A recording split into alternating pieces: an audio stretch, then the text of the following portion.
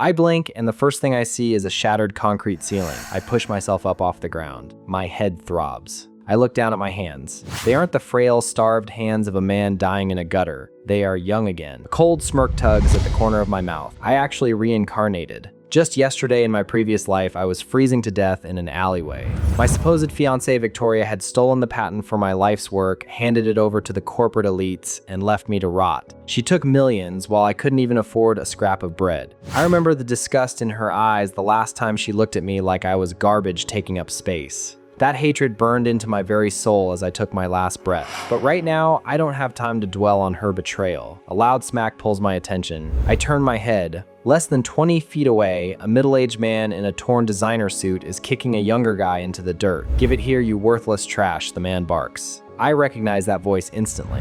It's Richard, my former corporate employer. The very same CEO who bought my stolen patent from Victoria for pennies and blacklisted me from the industry. I look around the massive ruined sector. It isn't just Richard. Dozens of people are waking up in the rubble, and every single one of them is wearing shredded high-end clothing. The executives, the board members, the socialites, the entire upper crust of the city that exploited my labor has been dragged into this wasteland with me. Before anyone can process the situation, a mechanical voice rings out in my head. Ding! Welcome to the Wasteland survival game. A transparent holographic screen materializes right in front of my face. I read the glowing text. To survive, players must find world generation receipts scattered in the ruins. Scan the receipt with your interface to generate survival supplies. But there is a catch. A massive glaring catch that makes me want to laugh out loud. The text reads, "Output is strictly restricted to items the user never purchased in their previous life. The richer you were, the less you get." I immediately understand what this means.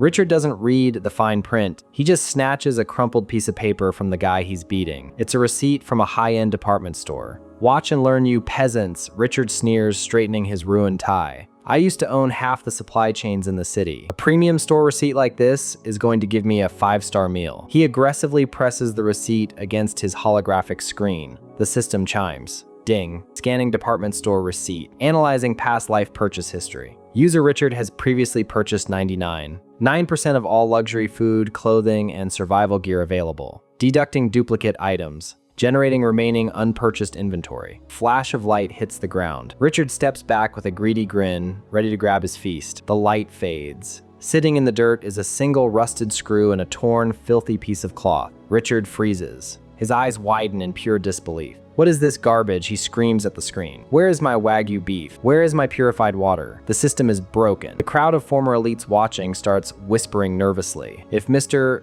Richard only got a screw, what are we gonna get?" One woman mutters, her face draining of all color. "We bought everything. We have nothing left to generate." I watch Richard kick the dirt in a temper tantrum. He has no idea how completely screwed he is, but I do. My heart starts pounding against my ribs. In my past life, I was destitute. I lived on cheap nutrient paste and tap water. I never afforded a single luxury, a single weapon, or a single piece of high-grade equipment. My purchase history is completely empty. That means my inventory pool in this system is practically infinite. I don't waste another second. I walk past the complaining elites and scan the ground. Right beside a slab of broken concrete, I spot a faded piece of paper. It's a receipt from a tactical surplus and outdoor survival store. I pick it up. I can feel the eyes of the crowd shifting to me. "Look at that guy," one of the former managers mutters. "He looks like a beggar. He's definitely not going to get anything good." I ignore them completely. I tap the receipt against my interface. Ding. Scanning survival store receipt. Analyzing past life purchase history. User George has 0 prior purchases in the tactical, medical, or premium food categories.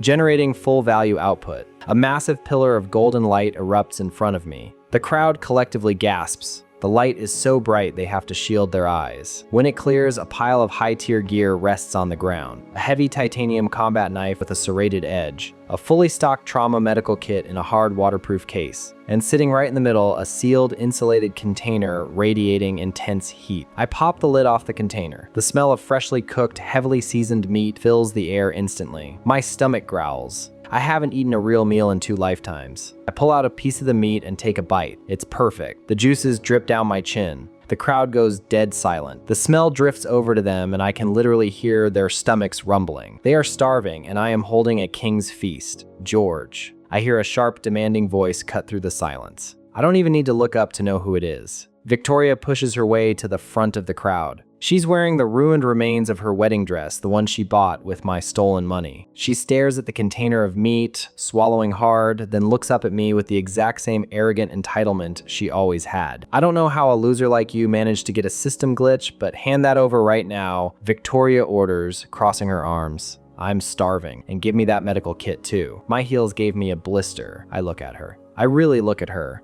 In the past, I would have done anything to make her smile. I would have given her my last drop of water. Now, looking at her, demanding my supplies like I'm her personal servant, I feel nothing but pure disgust. I take another slow, deliberate bite of the meat right in front of her. I chew it loudly. Then I swallow. Are you deaf? I say, my voice cold. Get lost. Victoria's face goes completely red. You dare talk back to me? She screeches. You are nothing. You were born in the slums and you died in the slums. You are a lower-class nobody and I am the wife of a CEO. Give me that food before I have Richard teach you a lesson. She actually believes the old world rules still apply. She thinks her social status means a damn thing out here. Without waiting for my answer, Victoria lunges forward, her manicured hands reaching aggressively for the medical kit. I don't even blink. I grab the titanium combat knife from the pile and swing it in a short, brutal arc. Swing.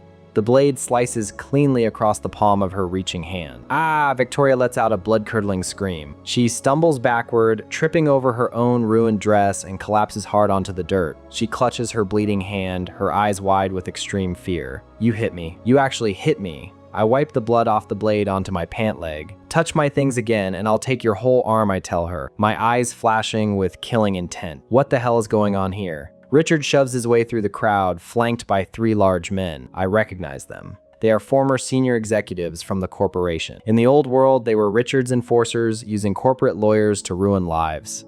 Now, they are just 3 thugs trying to look tough. Richard looks at Victoria crying on the ground, then looks at the massive pile of supplies at my feet. Greed flashes in his eyes. He completely ignores Victoria's bleeding hand and steps toward me. George, isn't it? Richard says, putting on a fake, authoritative smile. I remember you. You used to work in our R&D department. Look, we are in a crisis situation here. As the highest-ranking corporate officer present, I am instituting a mandatory group tax. All high-value assets must be surrendered to management for proper distribution. Hand over the knife, the food, and the medkit. We will make sure you get a fair ration of water. He's actually trying to rob me using corporate jargon. The sheer arrogance is almost impressive. The 3 executives fan out, trying to surround me. Give it up, kid, the lead executive sneers, rolling up his sleeves. You're outnumbered. Just hand it over and we won't have to hurt you. He steps into my personal space and reaches out to grab the titanium knife right out of my hand. He severely underestimates my stats. With my new system-enhanced body, his movements look like they are in slow motion. I step forward, shift my weight, and bring the knife down in a blindingly fast strike. Squelch. A severed thumb hits the dirt. The lead executive stares at his hand for a full second before the pain registers. He drops to his knees, clutching his hand to his chest, screaming like a slaughtered pig. My thumb is gone. The other 2 executives freeze instantly. Their faces drain of color. They scramble backward in absolute panic, tripping over each other to get away from me. Richard stands entirely frozen, his mouth hanging open. He looks at the severed thumb in the dirt, then slowly looks up at my cold, indifferent expression. The crowd watching couldn't believe it. Did he just mutilate a senior VP? One of them whispers in terror. He's a monster. He doesn't care about the laws at all. I hear every single whisper. I want them to hear me perfectly. I point the bloody tip of the titanium knife at Richard, then sweep it across the entire crowd. Listen to me very carefully, I say, my voice echoing off the ruined concrete. The old world is dead. Your money, your titles, your corporate authority, it's all worthless trash.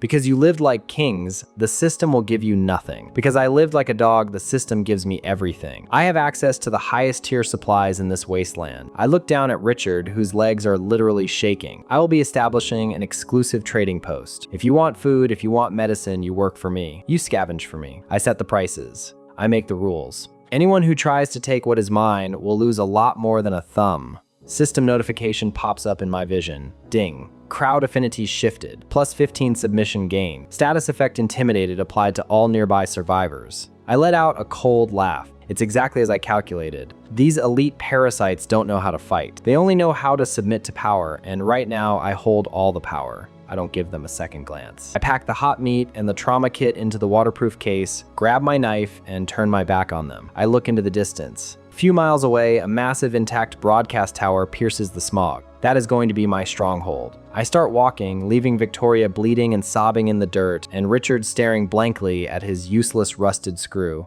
I am going to bleed them dry. Just as I reach the edge of the ruined sector, a massive shadow suddenly blocks out the sun, and the ground beneath my feet violently splits open. Just as I reach the edge of the ruined sector, a massive shadow suddenly blocks out the sun, and the ground beneath my feet violently splits open. A colossal slab of concrete from a collapsing overpass slams down exactly where I was standing a second ago, sending a shockwave of dust and jagged rebar tearing through the air. I don't even flinch. The wasteland geography is completely unstable, shifting and breaking like a cracked puzzle board under the red sky. I pull my system-generated medical kit closer to my chest, sprint through the settling dust, and head straight for the massive broadcast tower looming in the center of the sector. I push through the heavy double doors of the lobby and immediately get to work. The old world elites are entirely desperate now, and desperate people do incredibly stupid things when their stomachs start eating themselves. I need absolute control over my access points. Using the fresh concrete debris from the tectonic shift outside, I spend the next 20 minutes hauling massive chunks of rock and twisted metal to barricade the ground floor entrances.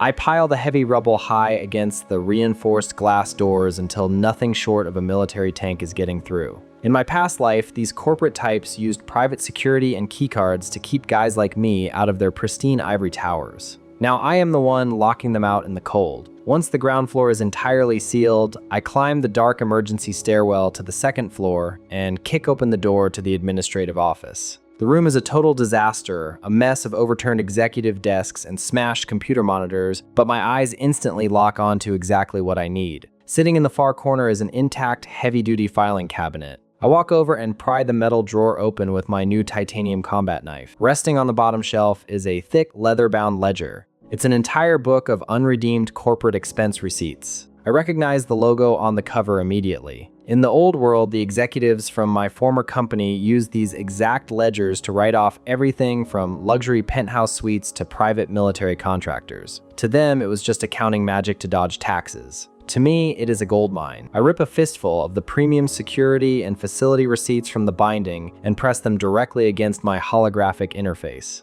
Ding. The mechanical system voice chimes in my ear, scanning mass corporate expense receipts, analyzing past life purchase history. User George has 0 prior purchases in the categories of real estate, high-tier security equipment, and military-grade firearms, generating full value output. A massive pillar of golden light erupts right in the center of the corporate office, burning so bright I have to squint. The system reads my absolute poverty from my past life and rewards me with the exact things I could never afford to buy. The light fades, leaving a massive pile of high-tier survival hardware resting on the ruined corporate carpeting. I look down at my haul and a cold smirk tugs at the corner of my mouth. Sitting in the pile is a portable high-efficiency solar array, stacks of heavy modular steel plating, and resting right on top is a matte black pump-action shotgun alongside 5 heavy boxes of 12-gauge buckshot, 50 rounds in total. I pick up the shotgun and rack the slide. The heavy metallic clack echoes through the empty office. I am fully armed and fortified. In this wasteland, a loaded gun is the only HR department that matters. I don't waste another second admiring the loot. I grab the heavy solar panels and drag them out onto the second floor balcony. I spend the next 2 hours securing the array to the concrete railing, angling the panels to perfectly catch the harsh, dying sunlight. The system-generated tech is completely plug-and-play. I run the thick power cables back inside and route them directly into the tower's emergency grid. The overhead lights flicker, buzz aggressively, and then snap on, bathing the room in stark white light. I route the remaining power to the public address system and the exterior floodlights mounted on the tower's facade. I hit the master switch on the main console. A blinding cone of light cuts through the thick smog outside, illuminating the ruined plaza below like it is broad daylight. I grab the PA microphone from the desk and tap twice. The feedback screeches across the ruined sector, loud enough to wake the dead. "Listen up, you corporate parasites," I say into the microphone, my voice booming out over the massive exterior speakers. "I am the new management. If you want to survive the night, you play by my rules. This tower is a designated trading post. The price for 1 bottle of purified water is exactly 1 hour of manual labor. You will go into the designated hazard zones, you will scavenge for system receipts in the dirt, and you will bring them to my drop box. Do the time, get the water. Try to cheat me and I will feed you to the wasteland. I release the button and toss the mic onto the desk. It doesn't take long for the starving rats to come crawling out of the woodwork. I look down at the glowing security monitors feeding from the exterior cameras. A group of about 20 people is stumbling out of the smog, drawn entirely by the floodlights and my broadcast. Leading the pack are Richard and Victoria. Their shredded designer clothes are covered in ash and they look like they haven't had a drop of water in days. The crowd of former elites stops at the edge of the light, staring up at my barricaded tower with pale, desperate faces. Victoria steps forward, marching right up to the main intercom panel mounted outside the reinforced lobby doors. She still walks with that ridiculous, entitled strut, completely blind to her new reality. She actually tries to smooth down her ruined wedding dress before pressing the button. George, I know you can hear me, Victoria demands through the intercom, her voice dripping with fake authority. Open these doors right now. We are willing to be reasonable. Richard and I have discussed your situation. We know you are holding a grudge about the past, but we are prepared to offer you a highly lucrative deal. I lean over the console and press the talk button. I'm listening, I say, my tone totally deadpan. Victoria's eyes light up with arrogant confidence. She actually thinks she has leverage over me. We are officially offering you a retroactive promotion to Senior Vice President of R&D, she says, looking up at the camera. We will even draw up a forged contract granting you a 5% equity stake in our corporation. All you have to do is hand over control of this tower and your supplies to management. We will make you a very rich man once we get back to civilization. I literally laugh out loud. My voice booms over the loudspeakers, echoing off the broken building.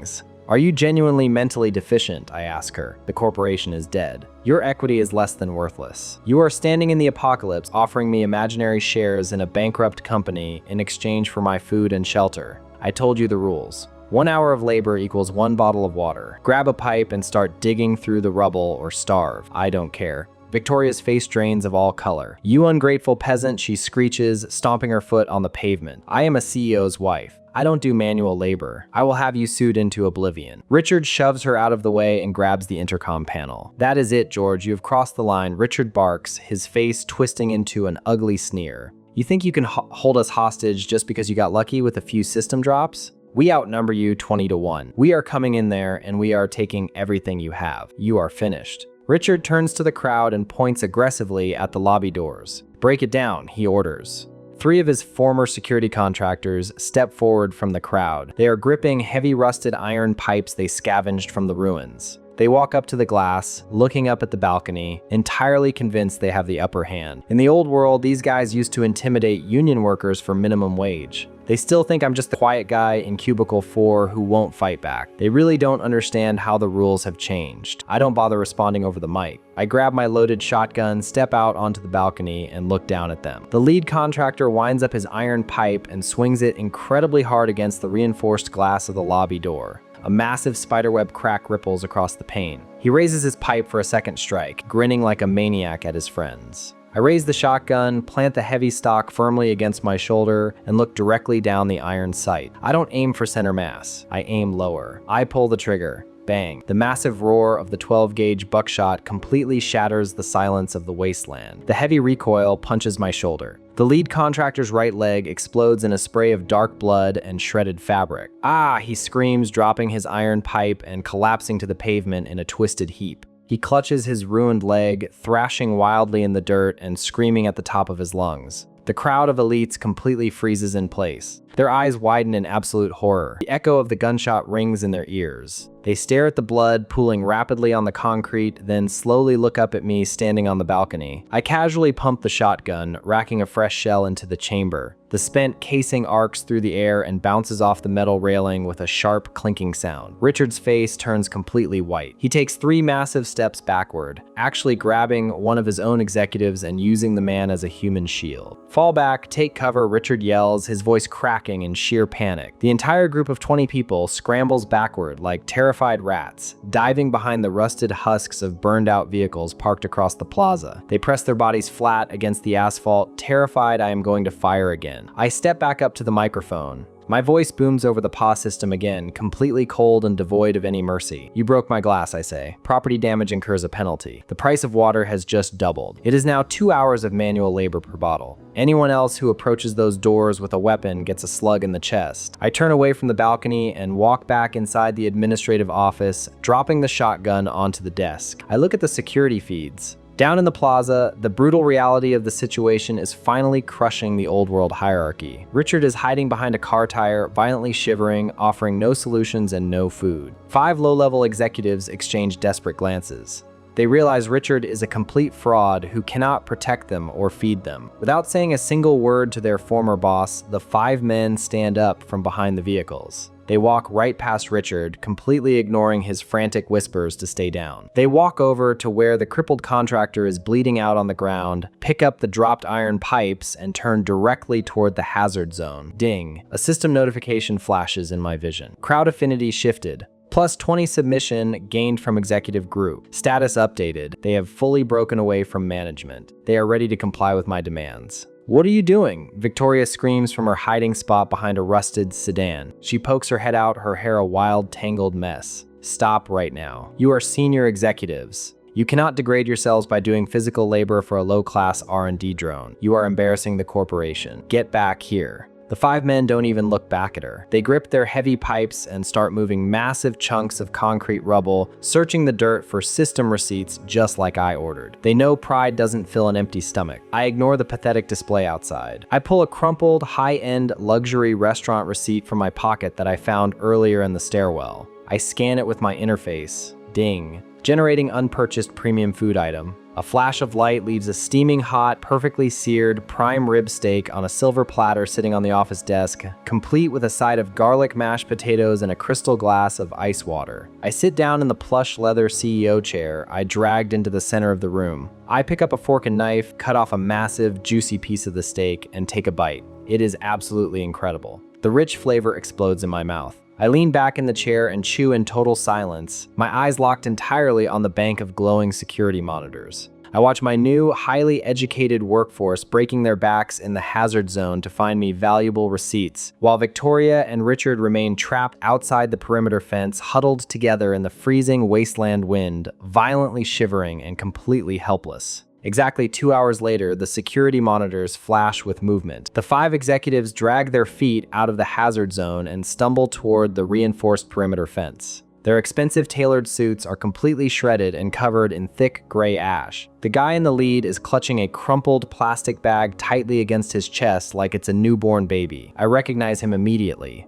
That's Harrison, the former VP of acquisitions who used to dock my pay if I was 2 minutes late from my lunch break in my past life. Now he's covered in radioactive dirt, shivering uncontrollably, looking up at my broadcast tower with desperate sunken eyes. I press the intercom button on my console, put the bag in the reinforced drop box by the main doors, and step back. I order. My voice echoes heavily over the PA system. Harrison doesn't hesitate for a single second. He practically dives toward the metal chute I installed in the lobby door, shoves the plastic bag inside, and scrambles back with his hands raised. I pull a lever on my side, sealing the outer chute and dropping the bag into a sanitized collection bin inside the lobby. I walk downstairs, grab the bag, and sift through the contents. It's a massive pile of faded shopping mall receipts. High-end boutiques, luxury watch stores, designer shoe outlets. In the old world, these slips of paper represented hundreds of thousands of dollars in mindless consumerism. Out here, they are my currency. I tap a few commands into the automated dispenser I rigged up earlier.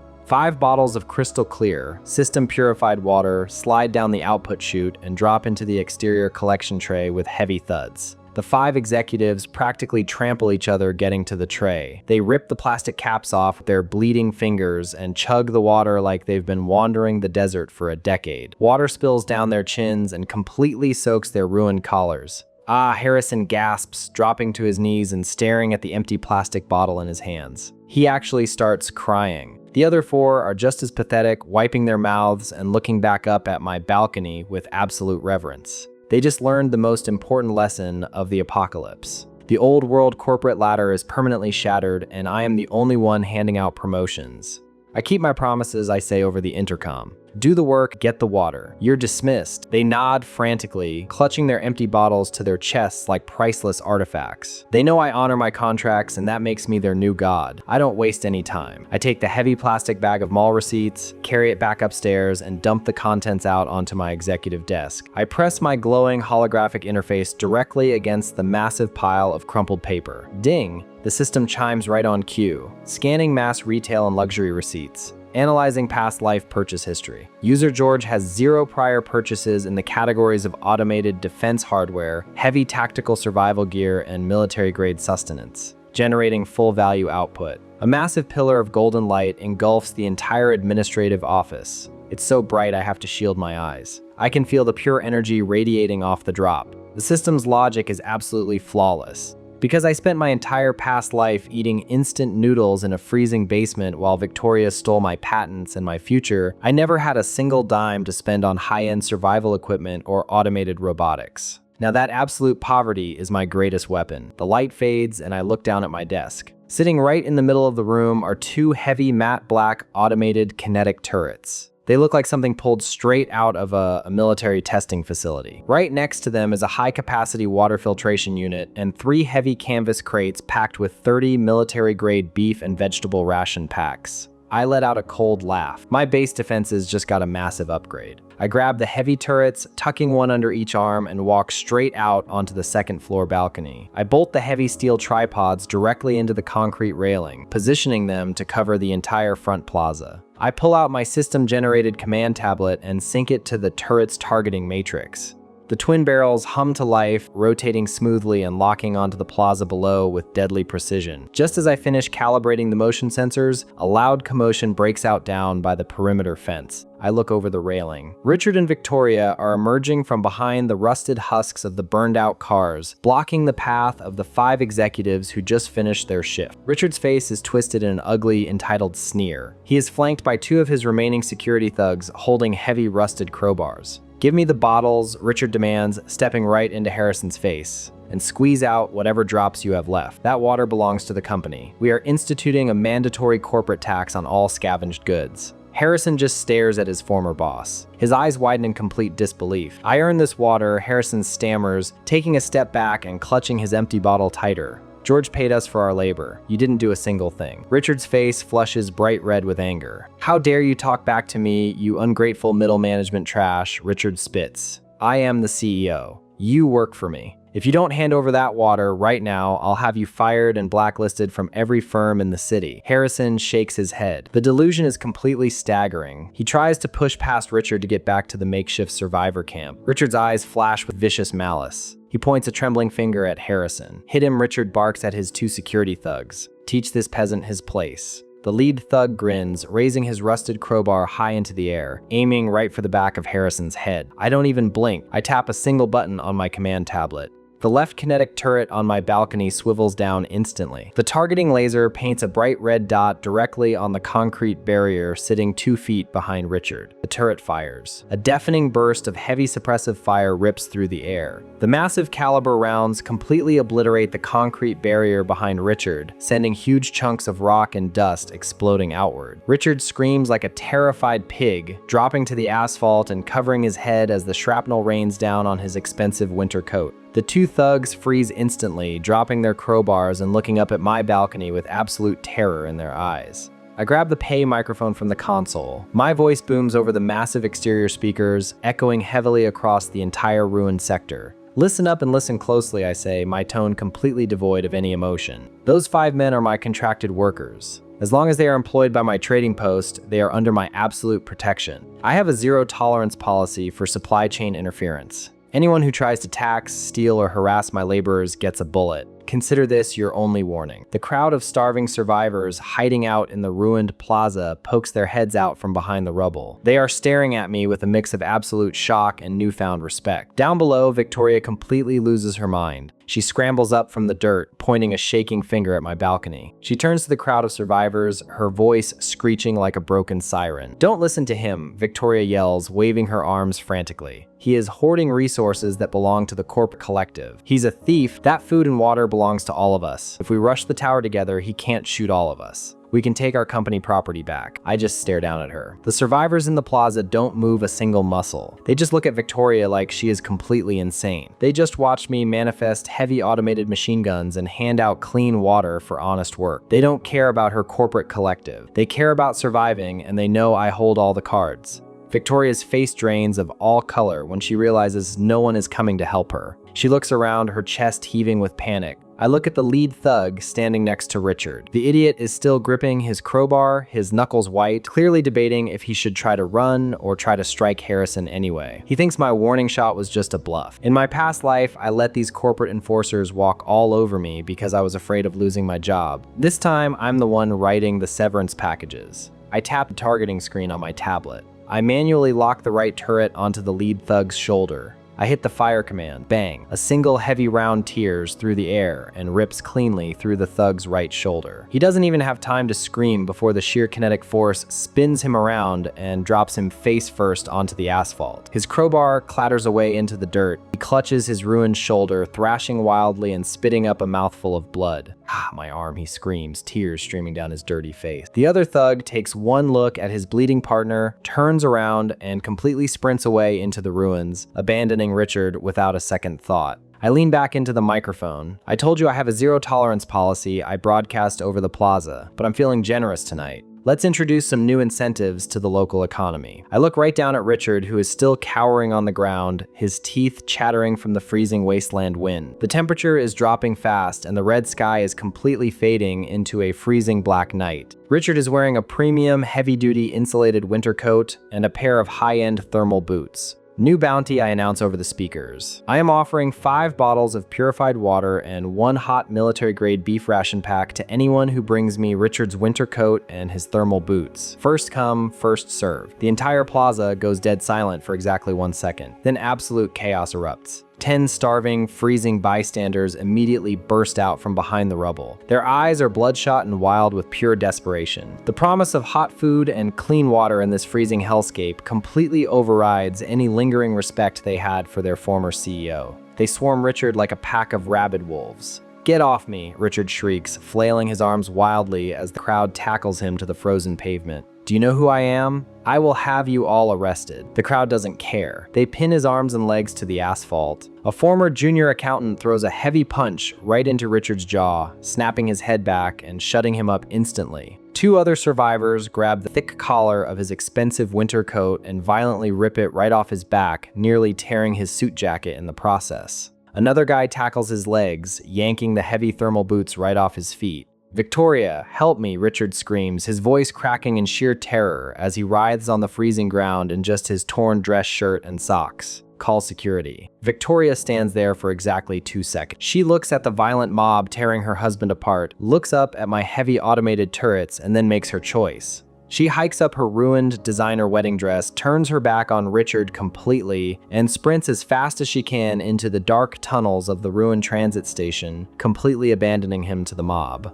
I let out a cold laugh. That's the loyalty of the old world elite. The moment the money dries up, they will step on each other's throats just to breathe. The survivor who grabbed the coat and boots sprints toward my drop box, holding his prizes high in the air while the rest of the mob scatters back into the shadows. Richard is left lying in the freezing dirt, violently shivering, stripped of his dignity, his warmth, and his power. I step away from the balcony and walk back inside my administrative office. The heavy reinforced doors slide shut, cutting off the pathetic sounds of Richard sobbing outside. I walk over to the canvas crates I generated earlier, rip open a military beef ration pack, and pull the self-heating tab. Within seconds, the thick smell of hot stew fills the room. I grab a spoon and eat it right out of the pouch. The dense calories hit my stomach like a furnace, completely wiping away the fatigue in my muscles. I sit down in my plush leather CEO chair and toss a scavenged city map onto the desk. I unfold the heavy paper, tracing my finger over the grid lines of the ruined sector. My trading post is fully operational, my defenses are absolute, and the local workforce is completely under my thumb, but water and basic rations are just beginning. If I want to build a true fortress in this apocalypse, I need medical supplies. My eyes lock onto a red circle drawn on the eastern edge of the industrial zone. It's a massive pharmaceutical distribution warehouse, and according to the old corporate logs I found in the desk, it hasn't been looted yet. I chew a piece of hot beef, a cold smirk tugging at the corner of my mouth as I stare at the route on the map. This warehouse is exactly what I need to completely lock down the local economy. I swallow the last bite of the military ration, wipe my mouth with the back of my hand, and grab my pump-action shotgun from the desk. I strap the trauma medical kit tightly to my thigh and do a quick chamber check. Everything is loaded and ready. I walk past the whirring kinetic turrets on the balcony, their red targeting lasers slicing through the freezing night air, and head down into the ruined transit system. The tunnels are pitch black and smell like burning rubber, but I don't care. In my past life, I couldn't even afford the subway fare to get to my dead-end corporate job. Now, I own the streets. I navigate the twisted metal tracks for about 20 minutes until I reach the eastern edge of the industrial zone. The heavy steel doors of the pharmaceutical distribution warehouse are dead ahead, but the loading bay is completely blocked off. Somebody beat me here. I crouch behind a shattered concrete pillar and look closer. A crude barricade made of rusted support beams and ripped up asphalt blocks the main entrance. Standing right behind it is Marcus, the former CEO of Apex Medical. The guy used to run a monopoly on every life-saving drug in the city, jacking up insulin prices while people like me literally coughed up blood in unheated basements. And standing right next to him, shivering in her torn designer wedding dress, is Victoria. It hasn't even been 3 hours since she abandoned Richard to get torn apart by a starving mob in my plaza, and she's already latched onto a new host. Typical. She's clinging to Marcus's arm, scanning the darkness like a frightened rat. I let out a cold laugh. She really thinks trading up the corporate ladder is going to save her in the apocalypse. Marcus is holding a massive steel lockbox in his hands. It's overflowing with thousands of unredeemed wholesale medical receipts. That's a literal gold mine. He pulls one out, his face twisted in greedy anticipation, and presses his glowing system interface against the paper. He's expecting a mountain of high-end painkillers and surgical tools. Ding. The system chimes loudly, echoing across the silent loading bay. Scanning wholesale medical receipts, analyzing past life purchase history. User Marcus owned exclusive patent rights to 90% of all pharmaceutical manufacturing, generating equivalent unowned value. A tiny flash of dull gray light pops over the lockbox. When it fades, Marcus is staring down at a handful of empty plastic vials and a single crushed box of expired aspirin. That's it. That's his entire yield. Marcus's face drains of all color. What is this garbage? He screams, kicking a chunk of concrete. I owned the best hospitals in the world. Give me my supplies.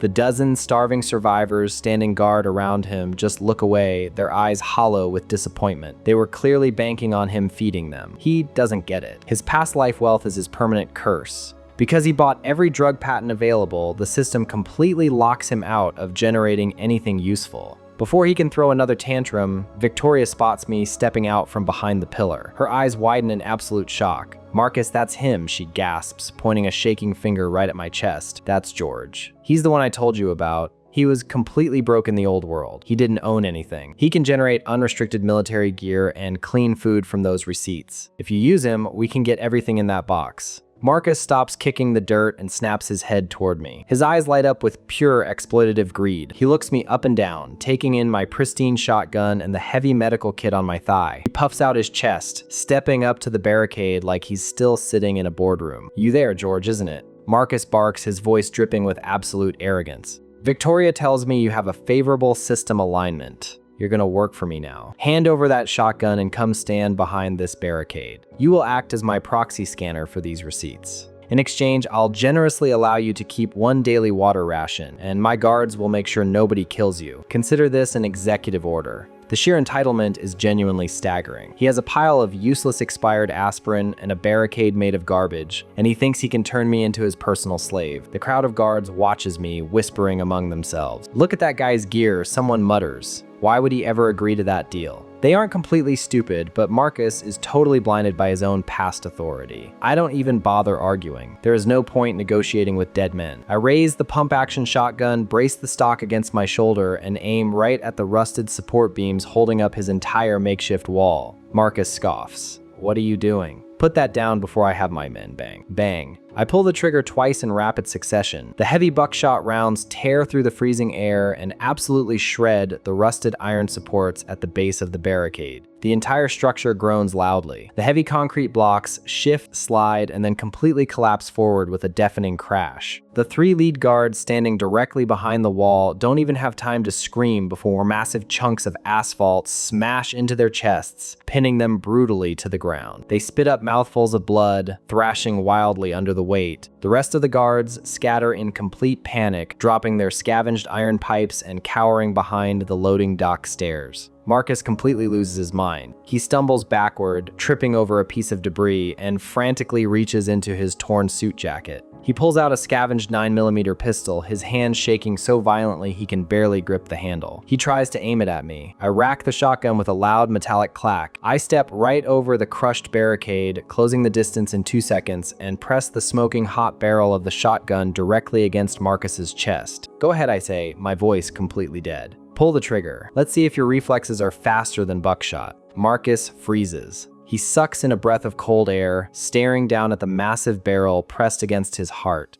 The arrogant CEO facade completely shatters in an instant. His knees buckle. He drops the pistol onto the concrete. It clatters away into the darkness. "Take it," he stammers, his voice cracking with sheer terror. "Take the box. Just don't kill me. Please, I can get you money when the government fixes this." I kick his pistol into the storm drain, grab the heavy steel lockbox from his trembling hands, and shove him backward into the dirt. He scrambles away like a pathetic dog. I don't even look at him. I place the lockbox on a relatively clean shipping crate, rip the lid open, and press my glowing holographic interface directly against the massive stack of thousands of wholesale medical receipts. Ding. The system chimes, the sound ringing out like absolute victory. Scanning mass wholesale pharmaceutical receipts. Analyzing past life purchase history. User George has 0 prior purchases in the categories of professional healthcare, prescription medication, and automated surgical hardware. Generating full value output.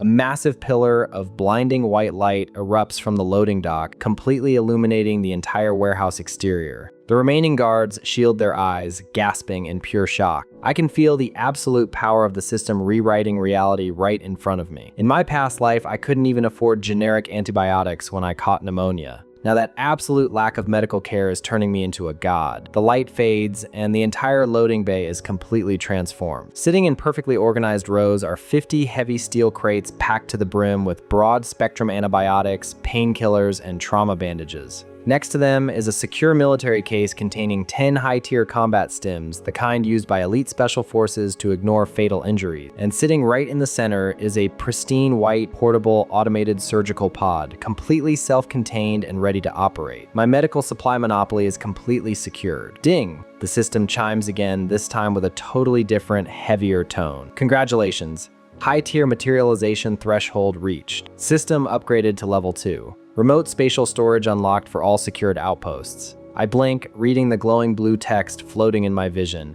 Remote spatial storage. This changes everything. It means I don't have to haul these massive crates all the way back to my broadcast tower. I can store them directly in the system inventory as long as they remain inside an outpost I control. The tactical advantage is completely broken. Victoria watches the entire thing happen. She stares at the mountain of pristine medical supplies, her eyes wide with a mix of absolute greed and deep regret. She looks at Marcus, who is still cowering in the dirt, and realizes he is completely useless. She scrambles to her feet, hikes up her torn wedding dress, and runs right up to me. She actually drops to her knees on the freezing concrete, looking up at me with fake tears welling in her eyes. "George," she sobs, reaching out to touch my boot. "I knew you were amazing. I always knew it. You have to believe me, I didn't want to steal your patents in the old world. Richard and Marcus forced me to do it. It was a coerced corporate decision. I was just trying to survive. Let me manage this inventory for you. I know supply chains better than anyone. I can be your partner again." I look down at her pathetic, begging face. I remember the exact moment she handed my life's work over to Richard and laughed while security threw me out into the rain. I don't feel anger anymore. I just feel pure, unfiltered disgust. I step back, pulling my boot away from her grasping hands. I bypass her entirely, acting like she doesn't even exist.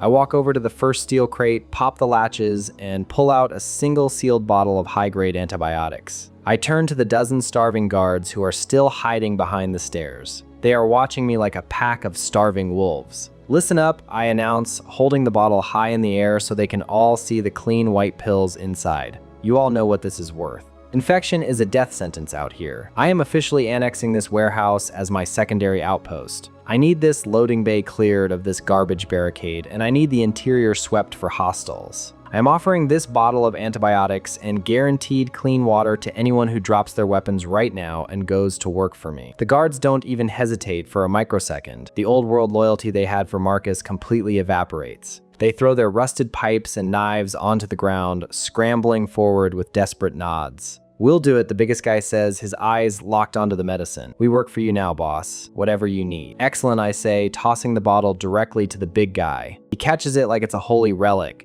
The crowd of guards instantly rallies around him, their faces lighting up with pure relief. They just realized I actually pay my workers, which makes me the only functioning authority left in the city. "Now, for your first task," I say, pointing a finger directly at Marcus and Victoria. "I want these two parasites exiled from my property. Strip them of any useful gear, drag them out to the hazard zone, and leave them there without a single drop of water. If they try to come back, shoot them." The guards turn slowly, their eyes locking onto Marcus and Victoria. The gratitude in their faces instantly shifts to violent hostility. "No, wait," Marcus screams, scrambling backward on his hands and knees. "I can pay you. I'm a CEO. You can't do this to me." Victoria shrieks in pure terror as two guards grab her by the arms and violently drag her away from the pristine crates. "George, please," she wails, thrashing and kicking. "I'm sorry. I'll do anything. Don't leave me out there." I turn my back on them completely. Their screams fade into the dark tunnels of the transit system as my new workers drag them away to rot in the freezing ash.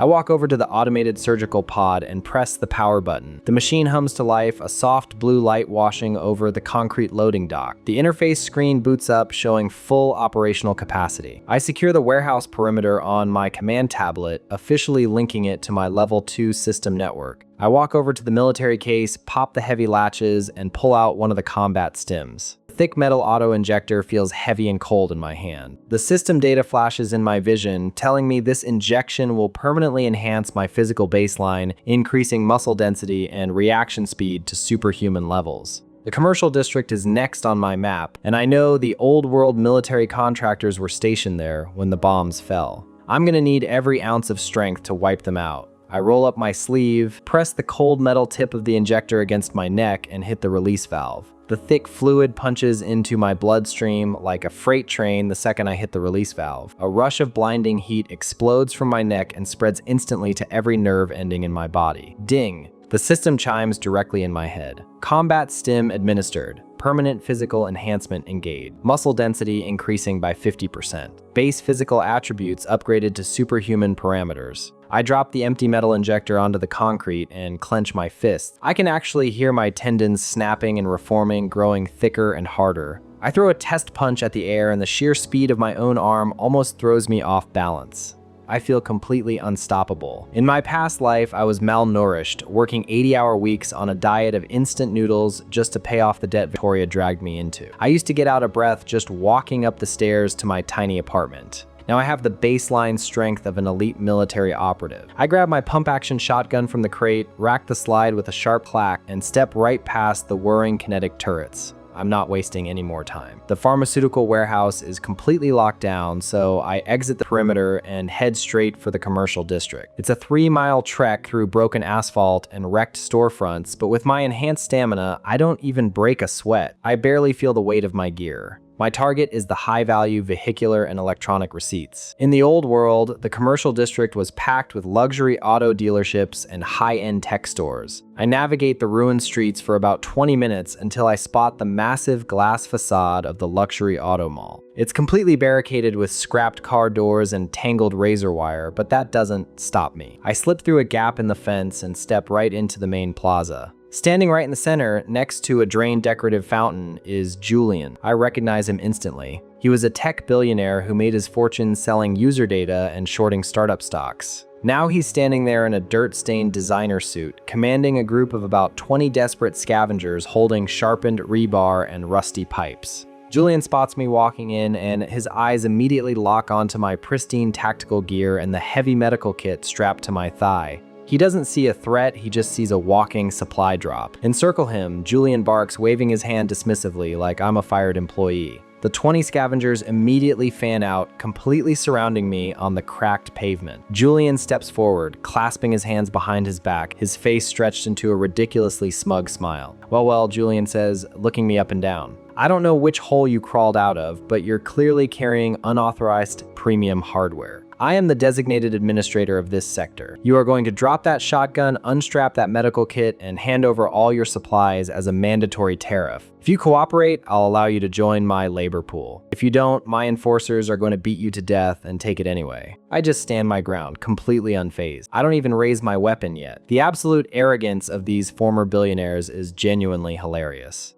They still think their old world status means something. I watched Julian pull a massive stack of premium dealership receipts from his pocket and slam them down onto the edge of the fountain. He presses his glowing system interface against the paper. Watch and learn peasant, Julian sneers. I'm about to generate an entire fleet of armored luxury SUVs. You'll be begging to wash my tires in 5 minutes. Ding. The system chimes loudly across the plaza. Scanning premium vehicular receipts. Analyzing past life purchase history. User Julian owned 12 exotic sports cars, 3 luxury yachts, and a private helicopter, generating equivalent unowned value. A tiny pathetic spark of gray light pops over the fountain. When it fades, Julian is staring down at a single, heavily rusted tricycle wheel and a cracked plastic rearview mirror. The entire plaza goes dead silent. The 20 scavengers staring at the fountain completely freeze. Is that it? One of the men whispers, his eyes wide with disbelief. We haven't eaten in 2 days and he spawned a tricycle wheel? We're dead. Julian's face drains of all color. He frantically grabs the rusted wheel, shaking it furiously. What is this glitch?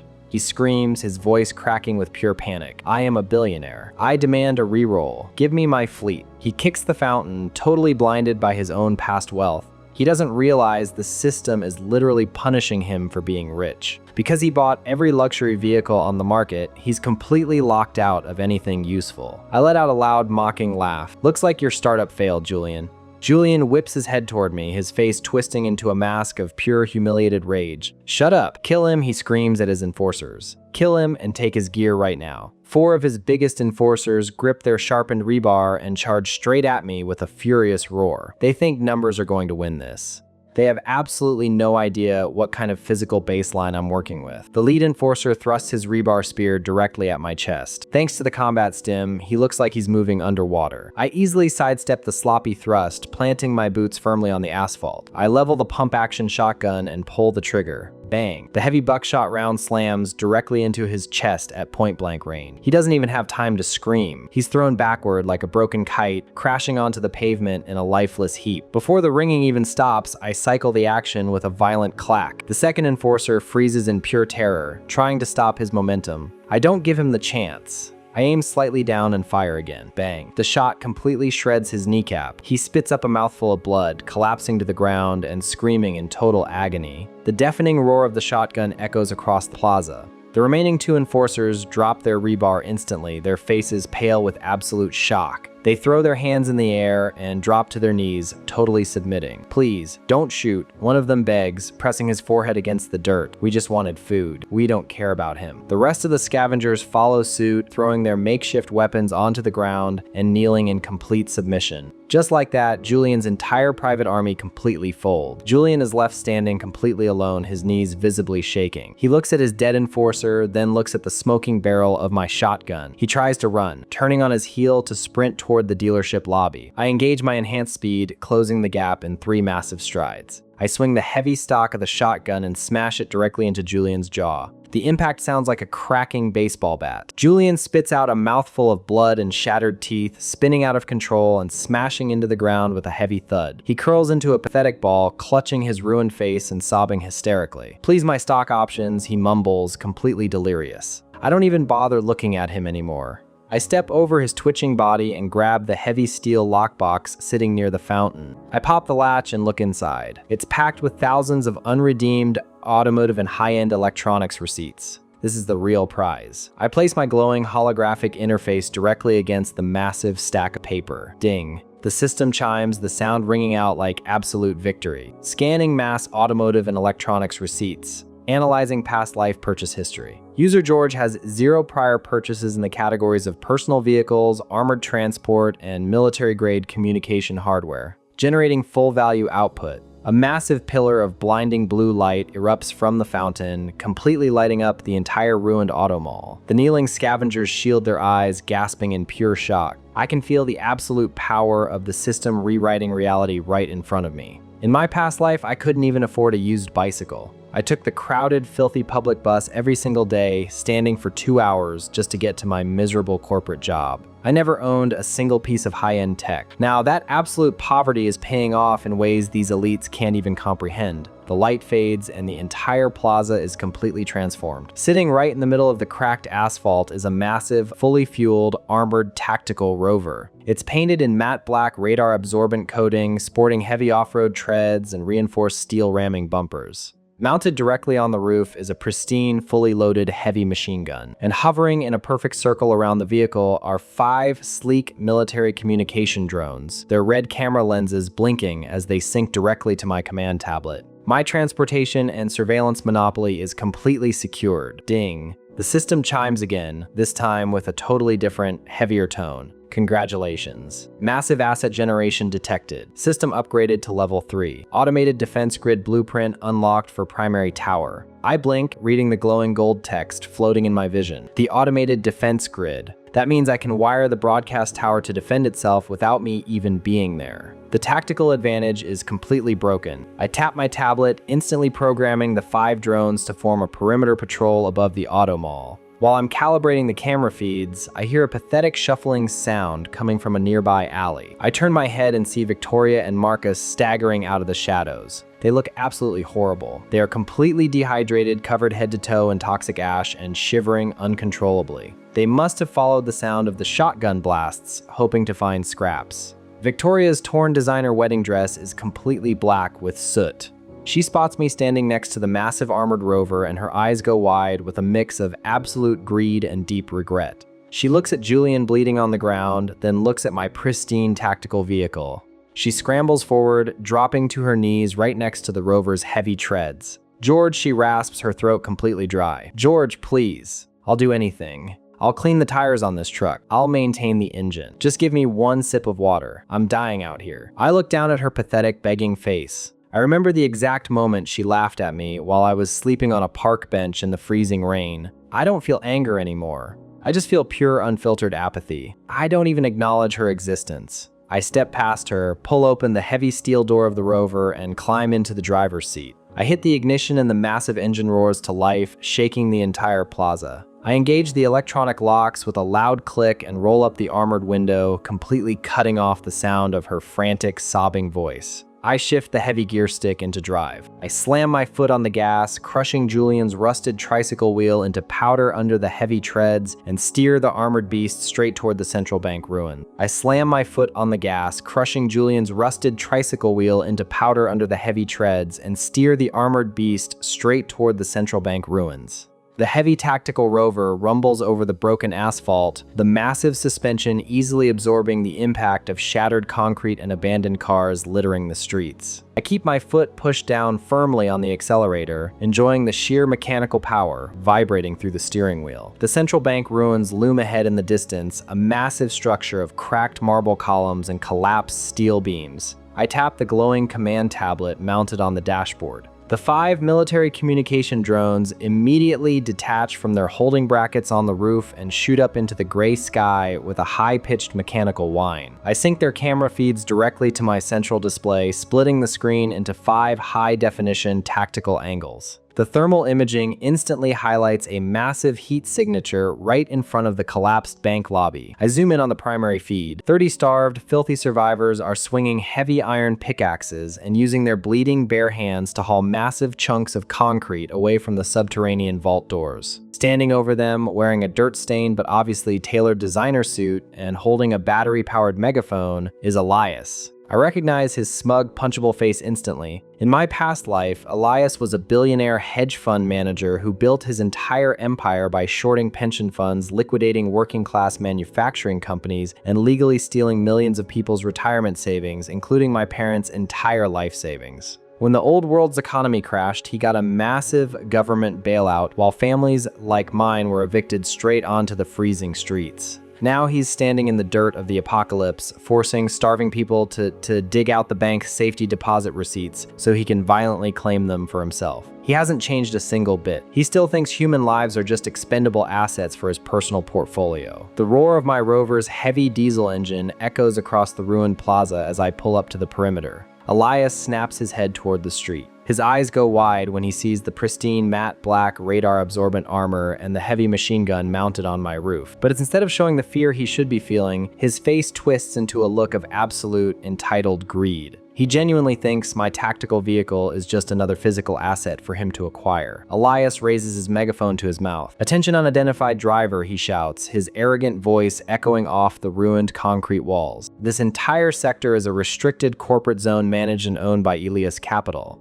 You are illegally trespassing on private property. Surrender that vehicle immediately as a mandatory entry tax, and I might consider offering you a low-level security position in my firm." I don't even bother rolling down the armored window. The absolute delusion of these former financial elites is genuinely staggering. They're still playing pretend CEO while the world is literally burning around them. Elias waves his hand with a dismissive flick of his wrist, and 10 scavengers step out from behind the rubble barricades. They're wearing stolen, heavily scratched police riot gear, holding thick polycarbonate shields and rusted machetes that look like they've been dragged through a sewer. They fan out and surround my rover in a tight tactical formation, completely blocking my path to the vault doors. They think they have the numbers advantage. They don't understand that numbers mean absolutely nothing when you're facing a superior technological baseline. I keep one hand casually resting on the steering wheel and use my other hand to pull up the rover's automated targeting interface on the tablet. A red digital reticle snaps instantly onto the lead guard's chest.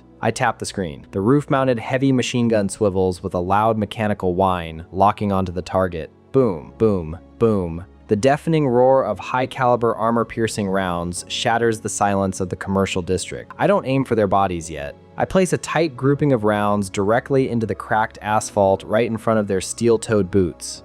The kinetic impact blasts chunks of pavement and concrete dust high into the air, forcing the heavily armored guards to stumble backward in sheer panic. The crowd of digging survivors completely freezes, dropping their heavy pickaxes in pure terror. "He's crazy," one of the starved workers whispers, his eyes darting toward the smoking barrel on my roof. He actually has live military ammo. Elias doesn't take the hint. He refuses to accept that someone else has more power than him. He screams frantically at his guards. "What are you doing? I pay you with physical protection. Breach that vehicle right now, or I'll cut off your food supply permanently." The lead guard panics under the pressure. He drops his rusted machete, pulls a glass bottle filled with scavenged gasoline from his tactical belt, and uses a lighter to ignite the dirty rag stuffed in the top. He winds up his arm, preparing to throw the makeshift incendiary device directly at my reinforced windshield. He makes a fatal miscalculation. He thinks I'm going to negotiate or fire another warning shot. I just tap the targeting screen a second time. Bang, bang, bang. A 3-round burst of high-velocity lead tears straight through the reinforced glass of his riot shield and punches directly into his torso.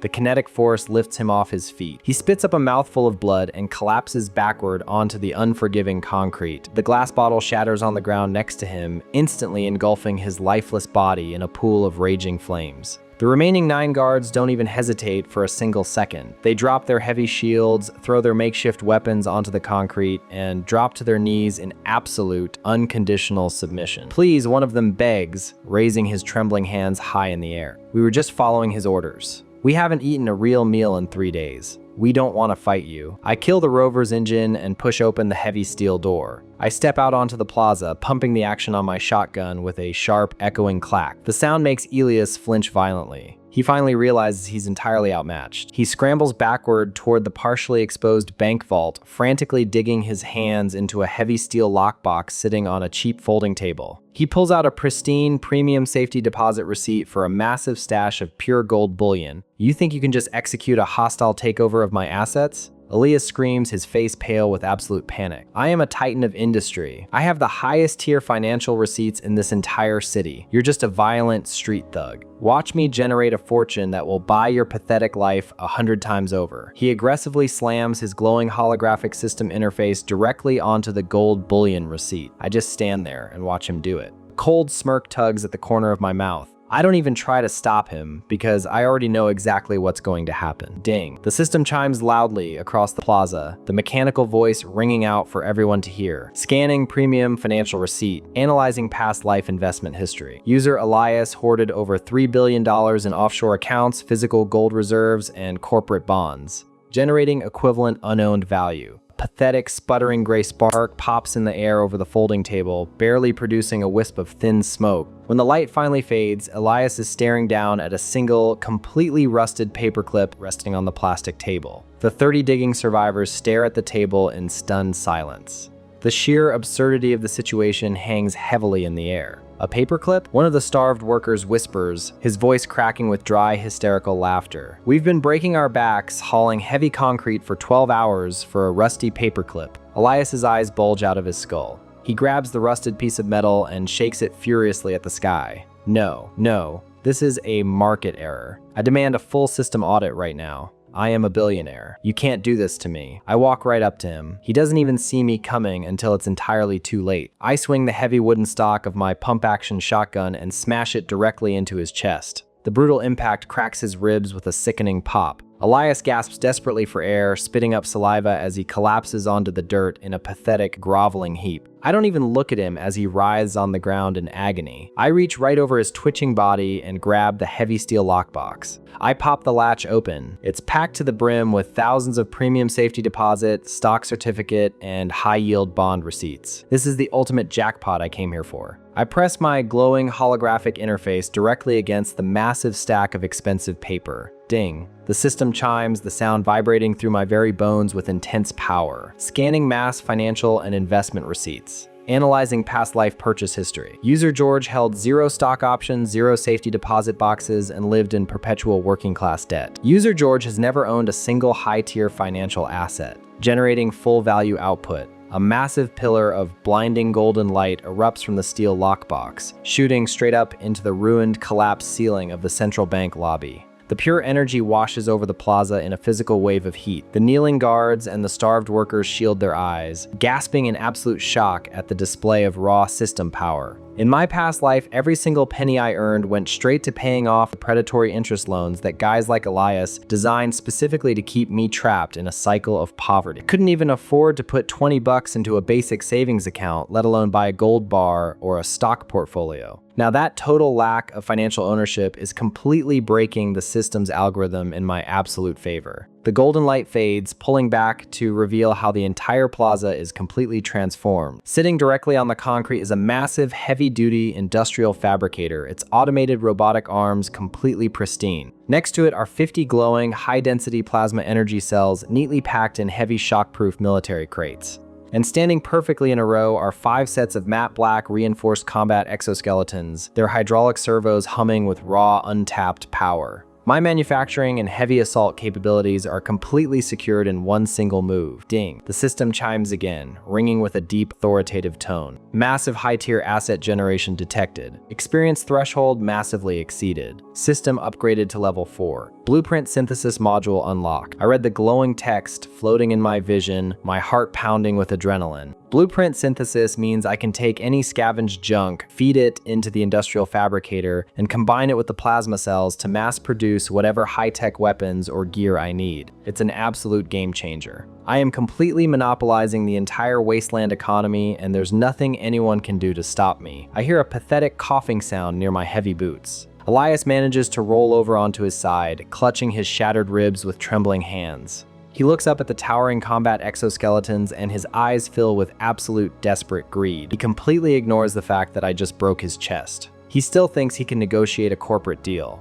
George, he wheezes, forcing a fake bloodstained smile onto his ruined face. That is an incredible asset portfolio. You clearly have the capital, but you lack the executive vision to manage it long term. Let me be your chief financial officer. Give me one of those exoskeletons and I'll organize these worthless workers into an efficient corporate structure for you. We can rule this entire sector together as partners. I look down at him with pure disgust. The entitlement is actually a psychological sickness at this point. I don't negotiate with bankrupt assets, I say coldly. I tap my command tablet and select one of the patrol drones hovering above us. I manually lock its targeting laser directly onto the center of Elias's forehead. A bright red dot appears right between his eyes. "You're gonna pick up a pickaxe," I tell him, my voice completely devoid of any empathy. "You're gonna join the manual labor pool that you were just ruthlessly exploiting. You will haul heavy concrete rubble out of this subterranean vault for 14 hours a day. If you stop working for more than 60 seconds, if you sit down to rest, or if you even complain, the drone's automated targeting protocol will put a high-velocity bullet directly through your skull. Do you understand your new employment contract?" Elias's face drains of all color, turning a sickly shade of gray. He looks at the glowing red dot on his forehead, then looks at my cold, dead eyes. He knows I'm not bluffing. He tries to speak, but only a pathetic whimper escapes his lips. He slowly crawls across the dirt toward a discarded iron pickaxe, his hands shaking violently as he wraps his blistered fingers around the wooden handle. I turn my attention to the 30 starved workers and the 9 kneeling guards.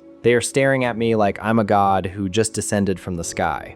I reach into my tactical thigh pouch and pull out a thick stack of military ration packs I generated back at the pharmacy. I toss them onto the ground right in front of the desperate crowd. "Eat," I say simply. "Anyone who works for me gets fed real food. Anyone who betrays me ends up exactly like him." I point directly to the charred, smoking corpse of the lead guard. The workers don't hesitate. They tear open the foil packets like wild animals, stuffing the high-calorie nutrient paste into their mouths, weeping tears of pure joy. "Thank you, boss," one of the former banking executives mutters through a mouthful of food. "We're with you. Elias just starved us and beat us. We'll do whatever you want." The loyalty shift is absolutely instantaneous. I just bought an entire dedicated labor force for a few maras. I scan the eating crowd and point to the 5 largest, most physically fit scavengers in the group. "You 5, step forward right now." They scramble to their feet and jog over, quickly wiping their mouths. I point to the matte black armor suits standing in the plaza. "Put them on," I command. "You're my new heavy assault squad." Their eyes widen in pure shock, but they don't ask any stupid question. They quickly step into the open rear frames of the exoskeletons. The advanced suits automatically adjust to their varying heights, the hydraulic clamps locking into place over their limbs with heavy mechanical clanks. The thick armor plating covers their entire bodies, turning 5 starving, desperate scavengers into unstoppable walking tanks in a matter of seconds. I order the rest of the workers to load the heavy-duty industrial fabricator and the plasma cells into the spacious cargo bay of my armored rover. The efficiency is flawless. My monopoly is growing faster than anyone in this ruined city can possibly comprehend. Just as the last plasma cell is secured in the back of the rover, a blaring red priority alert flashes aggressively across my command tablet.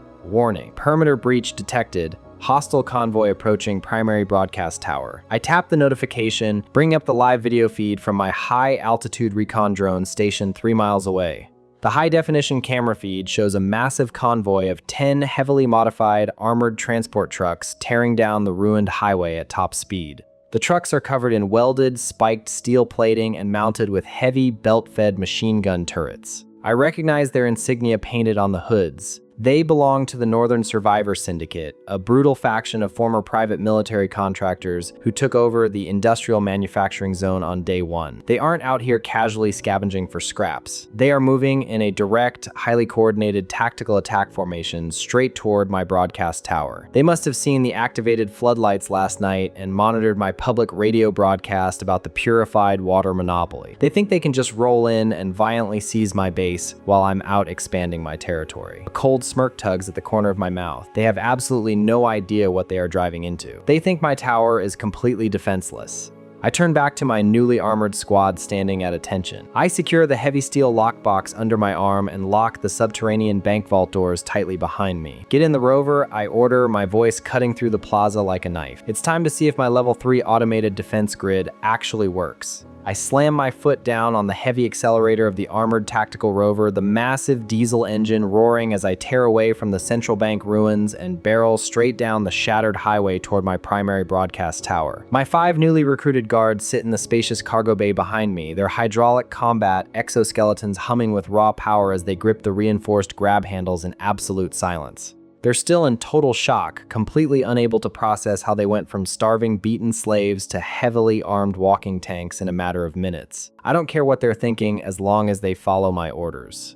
I tap the glowing command tablet mounted on the dashboard, keeping one eye on the road and the other on the live drone feeds. My high-altitude recon drone tracks the incoming hostile convoy perfectly. 10 heavily modified transport trucks belonging to the Northern Survivor Syndicate are tearing through the ruined streets, their welded spiked steel plating and roof-mounted machine gun turrets cutting a violent path straight toward my base. I recognize their approach vector immediately. They're aiming straight for the front plaza of my tower, intending to smash right through the chain-link perimeter fence I set up yesterday. I grip the steering wheel tighter and push the rover's engine to its absolute limit, the heavy suspension effortlessly absorbing the impact of crushed abandoned cars and deep concrete craters. I beat them to the plaza by less than 60 seconds. I drift the armored rover into a massive power slide across the cracked asphalt, throwing up a thick cloud of gray ash and debris before slamming on the brakes right in front of the tower's main entrance. The heavy steel doors of the rover fly open. Get out and form a defensive line, I command, my voice cutting through the cold air. My 5 exoskeleton-equipped guards don't hesitate for a single second. They drop out of the cargo bay with heavy metallic thuds that actually shake the ground, raising their hydraulic arms and standing shoulder to shoulder to block the main access road. I stay in the driver's seat and quickly tap the command tablet, manually linking the rover's roof-mounted heavy machine gun and my 5 communication drones directly to the tower's newly installed Level 3 automated defense grid.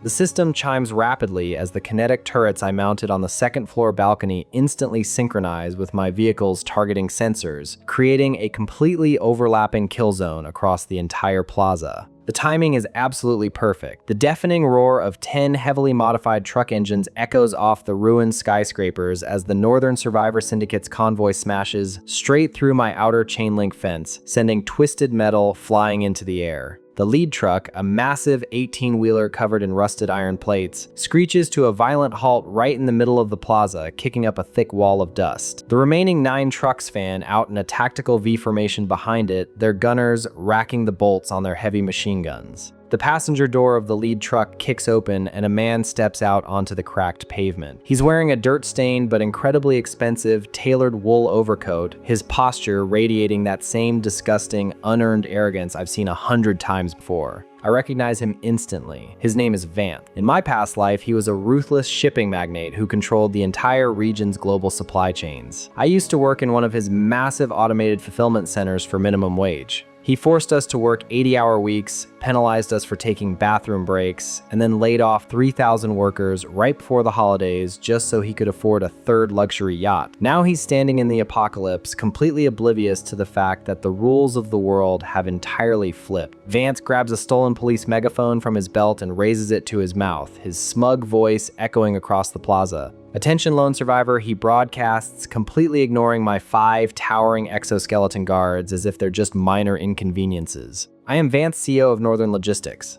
We have monitored your radio frequency and confirmed you possess a high-capacity water filtration unit. Surrender that property to my syndicate immediately. If you hand over the keys right now, I will generously allow you to live as a low-level maintenance drone in my new corporate empire. Resist, and my mercenaries will simply take it from your corpse. The sheer entitlement actually makes me let out a cold laugh. He genuinely thinks he still holds the monopoly on violence. Vance smirks, thinking my silence means I'm intimidated. He reaches into his expensive coat and pulls out a pristine premium freight receipt for a fleet of armored cargo haulers, waving it in the air for all his men to see. Watch and learn how real capital operates. Peasant, he sneers, aggressively slapping his glowing holographic system interface directly against the expensive paper. He expects a miracle. He expects to spawn a tank battalion to wipe me out. I just lean back in my leather seat and watch him dig his own grave. Ding. The system chimes loudly across the ruined plaza, scanning premium freight receipt, analyzing past life ownership history. User Vance owned global shipping lanes, thousands of maritime freighters, and an entire fleet of armored transport vehicles. User Vance possessed absolute abundance in logistical assets, generating equivalent unowned value. A pathetic, sputtering gray spark pops in the air over Vance's hand, producing a tiny wisp of thin smoke. When the light fades, a single, completely rusted iron lug nut drops from the air and clinks pathetically onto the asphalt right by his expensive leather boots. The 50 heavily armed mercenaries standing in the beds of the modified trucks stare at the ground in absolute stunned silence. A lug nut? One of the syndicate gunners whispers, his eyes wide with disbelief. We burned half our gasoline driving all the way out here for a rusty piece of scrap metal? Vance's face instantly drains of all color. His jaw drops open and he starts violently shaking his hands at the sky. No. This is illegal market manipulation, he screams frantically. This system is completely rigged against the creators of wealth. I demand a full audit of my assets. I don't give him a single second to recover from the humiliation. I tap my command tablet and access my newly unlocked blueprint synthesis module. The interface is incredibly intuitive. I swipe my finger across the screen, selecting a scanned industrial battery receipt from my own unlimited inventory pool, and combine it with a municipal construction schematic I picked up back at the commercial district. Ding, synthesis confirmed. Fabricating high-voltage plasma barricade. The heavy-duty industrial fabricator sitting in the cargo bay of my rover whines with intense mechanical power. In the blink of an eye, a massive, crackling blue wall of pure plasma energy erupts directly across the main access road, completely cutting off Plaza from the highway behind the syndicate's convoy. The drivers of the lead trucks panic instantly. They slam their feet on the brakes, but the forward momentum is too great. The two front vehicles skid wildly across the ash-covered pavement and crash violently into the crackling blue energy barrier. The plasma arcs aggressively over the hoods of the trucks, instantly shorting out their entire electrical systems. Black smoke billows from the engines as the vehicles die completely, creating a massive, immovable bottleneck that traps the rest of the convoy inside my kill zone. Fire, I say calmly, tapping the primary engagement icon on my screen. The Level 3 automated defense grid unleashes absolute hell. The kinetic turrets mounted on my second-floor balcony and the 5 communication drones hovering in the sky open fire, simultaneously unleashing a deafening, continuous barrage of suppressive rounds. I specifically programmed the targeting algorithm not to aim for their bodies. I want their labor, not their corpses. Hundreds of high-velocity bullets tear into the asphalt right in front of the mercenaries' boots, blasting massive chunks of concrete and hot shrapnel high into the air. The syndicate fighters scream in pure terror, dropping their heavy machine guns and diving behind the rusted doors of their dead trucks, completely pinned down by a superior technological force they can't even comprehend. Now I tell my heavy assault squad through the local comms link, disarm them. My 5 exoskeleton-equipped guards march forward in perfect, terrifying unison. The hydraulic servos in their legs hiss as they cross the plaza, completely ignoring the chaotic gunfire ripping up the pavement around them. They reach the surviving trucks, grab the reinforced, spiked steel doors with their massive mechanical hands, and literally tear them completely off their hinges with a sickening screech of twisting metal. The mercenaries inside gasp, sucking in desperate breaths of cold air as they are violently grabbed by their tactical vests and thrown onto the concrete like ragdolls. My guards strip them of their rifles and machetes in seconds, forcing all 50 fighters to drop to their knees with their hands locked behind their heads. The entire hostile takeover is completely neutralized in under 2 minutes. Vance is trembling uncontrollably, his expensive coat covered in concrete dust. He looks up at the towering, matte black armor suit standing over him, and his eyes widen in pure, unadulterated fear. But his diseased CEO brain still thinks he can somehow negotiate a deal. "Wait, George, wait!" he begs, dropping his megaphone and throwing his hands up in a desperate gesture of surrender. "You have the superior hardware, but I have the human capital. I have hundreds of laborers under my command, and I've fully mapped all the active trade routes across the entire northern sector. Make me your head of logistics. I can optimize your supply chain. We can merge our assets and form a monopoly." I step out of the tactical rover, the heavy boots of my combat gear crunching loudly against the broken glass on the pavement. I walk right up to him. He tries to put on a fake diplomatic smile, extending his trembling hand for a handshake. I swing the heavy wooden stock of my pump-action shotgun in a brutal upward arc. Crack! The heavy weapon smashes directly into his jaw. Vance spits up a massive mouthful of blood and broken teeth, his eyes rolling back in his head as he collapses to the ground with a heavy thud. "I don't do corporate mergers," I say coldly. I reach down and rip the heavy steel lockbox right out of his twitching fingers. I pop the latch open. It's packed to the absolute brim with thousands of premium commercial logistics, shipping manifests, and military transit receipts. This is the entire foundation of his old world empire, and now it belongs exclusively to me. I press my glowing holographic interface directly against the massive stack of paper. Ding! The system chimes, the mechanical voice vibrating with intense energy, scanning mass logistics and commercial transit receipts, analyzing past life purchase history. User George relied exclusively on underfunded public transportation and could never afford personal vehicles or cargo transit lines. User George has never owned a single heavy logistical asset. generating full value output. A massive blinding pillar of pure white light erupts from the steel lockbox, shooting high into the gray clouds and completely illuminating the entire ruined plaza. The kneeling mercenaries shield their eyes, groaning in shock as the raw system power washes over them in a wave of intense heat. When the light finally fades, the results completely rewrite the tactical landscape of the entire sector. Sitting idly on the cracked concrete is a massive, heavily armored 6-wheel mobile command center, its matte black chassis covered in radar-absorbent plating and thick ballistic glass. Parked in a perfect row next to it are 3 fully automated heavy artillery platforms, their massive dual barrels gleaming menacingly in the dull light. And stacked neatly behind the artillery are 500 heavy military-grade crates packed with high-calorie synthetic survival rations. My system interface flashes wildly in my vision. Ding. Massive high-tier asset generation detected. Experience threshold massively exceeded. System upgraded to level 5. Area denial module unlocked. I read the glowing text, a cold smirk tugging at the corner of my mouth. The area denial module means I can now establish automated lethal kill zones around any territory I officially claim, effectively locking down entire city grids from scavengers and rival factions. My monopoly is becoming completely unassailable. I turn my attention to the 50 kneeling syndicate mercenaries. They are staring at the massive mountain of food crates with pure, desperate, animalistic hunger. I walk over to the stack, draw my titanium combat knife, and easily pry the lid off the top crate. I pull out a thick brick of high-calorie synthetic rations and toss it directly onto the pavement in front of the lead mercenary. Vance couldn't even generate a rusty lug nut to save your miserable lives, I say, my voice echoing loudly across the silent plaza. I just generated enough food to feed a private army for an entire year. You work for me now. Sign the binding labor contracts on my system interface right now to maintain my expanding perimeter, and you all eat today. Refuse or betray me later and the exosuits will literally tear you in half. I tap my command tablet, projecting 50 glowing holographic contracts into the air in front of the kneeling fighters. They don't even hesitate. The mercenaries scramble forward on their hands and knees, frantically tapping the glowing screens with their dirty fingers to accept the terms.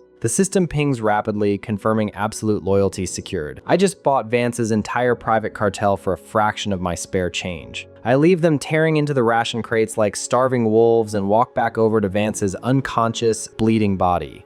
I crouch down and reach into the inner pocket of his ruined designer coat, pulling out a thick stack of hand-drawn tactical maps. These are the mapped trade routes he was trying to use as bargaining chips. I unfold the thick parchment and scan the territory markers. My eyes immediately lock onto a massive red circle drawn aggressively around the ruined municipal stadium in the center of the city. I read the scribbled notes in the margins. Impending Survivor Summit. The former city mayor is gathering all the surviving corporate elites, politicians, and syndicate leaders there to consolidate power and form a centralized authority. They want to rebuild the exact same government from the old world so they can put the working class right back into chains and start taxing survival supplies. Not on my watch. I fold the map and shove it into my tactical vest. I look at my newly acquired arsenal, feeling the absolute power of my unrestricted system pool flowing through my veins. I turn to my exoskeleton guards and the 50 eating mercenaries. Link those 3 automated artillery platforms directly to the rear hitches of the mobile command center right now. I order, my voice ringing with total authority. I climb into the driver's seat of the massive 6-wheel rig, the pristine leather, perfectly intact, the dashboard displays lighting up with a flood of tactical data.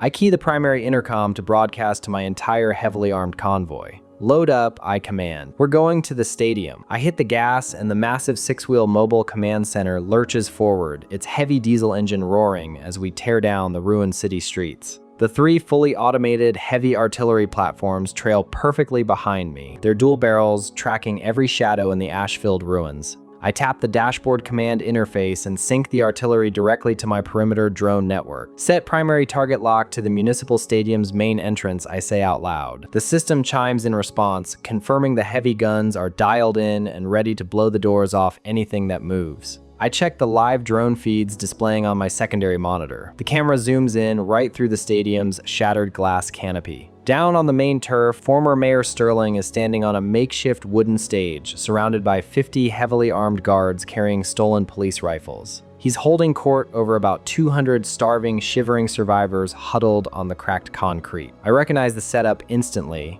Sterling is forcing them to sign paper-indentured servitude contracts in exchange for half-empty bottles of dirty water and moldy bread rations. It's the exact same corrupt political machine he ran in the old world. He used to embezzle millions in public tax funds to build luxury high-rises for his corporate buddies while cutting the city's food bank budget to absolute zero. I remember reading the news reports when he diverted $60 million in transit funds just to build a private golf course. And right there, standing barely a few feet away from the stage, are Victoria and Richard. They are actively pointing out the strongest survivors in the crowd to Sterling's guards, acting as his loyal little informants just to secure a slightly better spot in his new hierarchy. The sight of it actually makes me let out a cold laugh. They just traded one abusive corporate master for a corrupt politician. I don't slow down as I approach the stadium gate. I plow the armored rig straight through the outer chain link barricades, the reinforced chassis easily crushing the rusted cars blocking the VIP entrance. The massive noise echoes through the entire arena. Sterling snaps his head up, his eyes widening as he spots my pristine, radar-absorbent command center rolling directly onto the stadium turf. He grabs a microphone from the podium, his voice booming over the stadium's backup PA system. "Attention, unidentified driver," Sterling broadcasts, his tone dripping with the exact same arrogant authority he used at press conferences. "I am Mayor Sterling, the absolute legal authority of this municipal zone. That vehicle is now officially declared a public asset under emergency eminent domain. Disembark immediately and hand over the keys, or my security forces will seize it by lethal force." He actually thinks a fancy title means something when the world has ended. I throw the rig into park, the heavy air brakes hissing loudly. I kick the armored door open and step out onto the artificial turf. My 5 exoskeleton-equipped guards drop out of the cargo bay right behind me, the hydraulic servos in their legs slamming into the ground with deafening thuds. The crowd of 200 survivors gasps, shrinking back in pure terror at the sight of my towering matte black heavy assault squad. "What is that armor?" Someone in the crowd whispers frantically. "He's got a private military. We're dead meat." I ignore them completely and keep my eyes locked on the stage.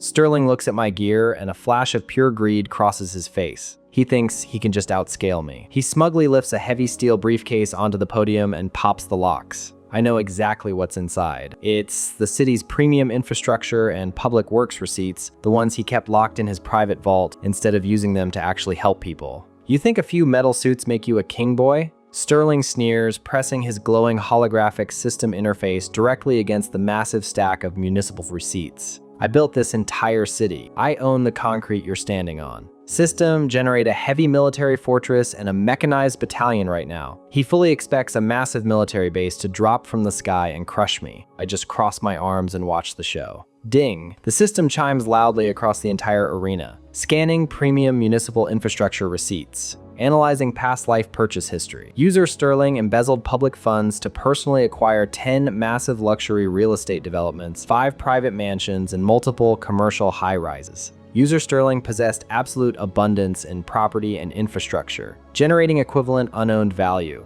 A pathetic, dirty brown spark pops in the air right over Sterling's briefcase. The light fizzles out instantly. When the smoke clears, a single violently cracked red brick and a crushed, sun-faded plastic traffic cone drop onto the wooden stage with a sad clatter. The entire stadium goes dead silent. 50 armed guards look at the cracked brick, then look back at Sterling, their faces draining of all color. "Is that it?" A guard mutters, lowering his rifle. "That's his great power? We're following a guy who spawns trash?" Sterling's jaw drops completely open. He stares at the rusted traffic cone, his hands trembling violently. No, this is a mistake." He screams, frantically slapping his system interface against the empty briefcase. "I was the mayor. I controlled billions in zoning permits. You owe me a fortress. I demand a recount." I don't give him a second to recover from the absolute humiliation. I walk straight toward the stage, my heavy combat boots crunching against the turf. Disarm them, I order my exoskeleton squad. My 5 guards march forward, their mechanical arms raising simultaneously. Sterling's lead guard panics.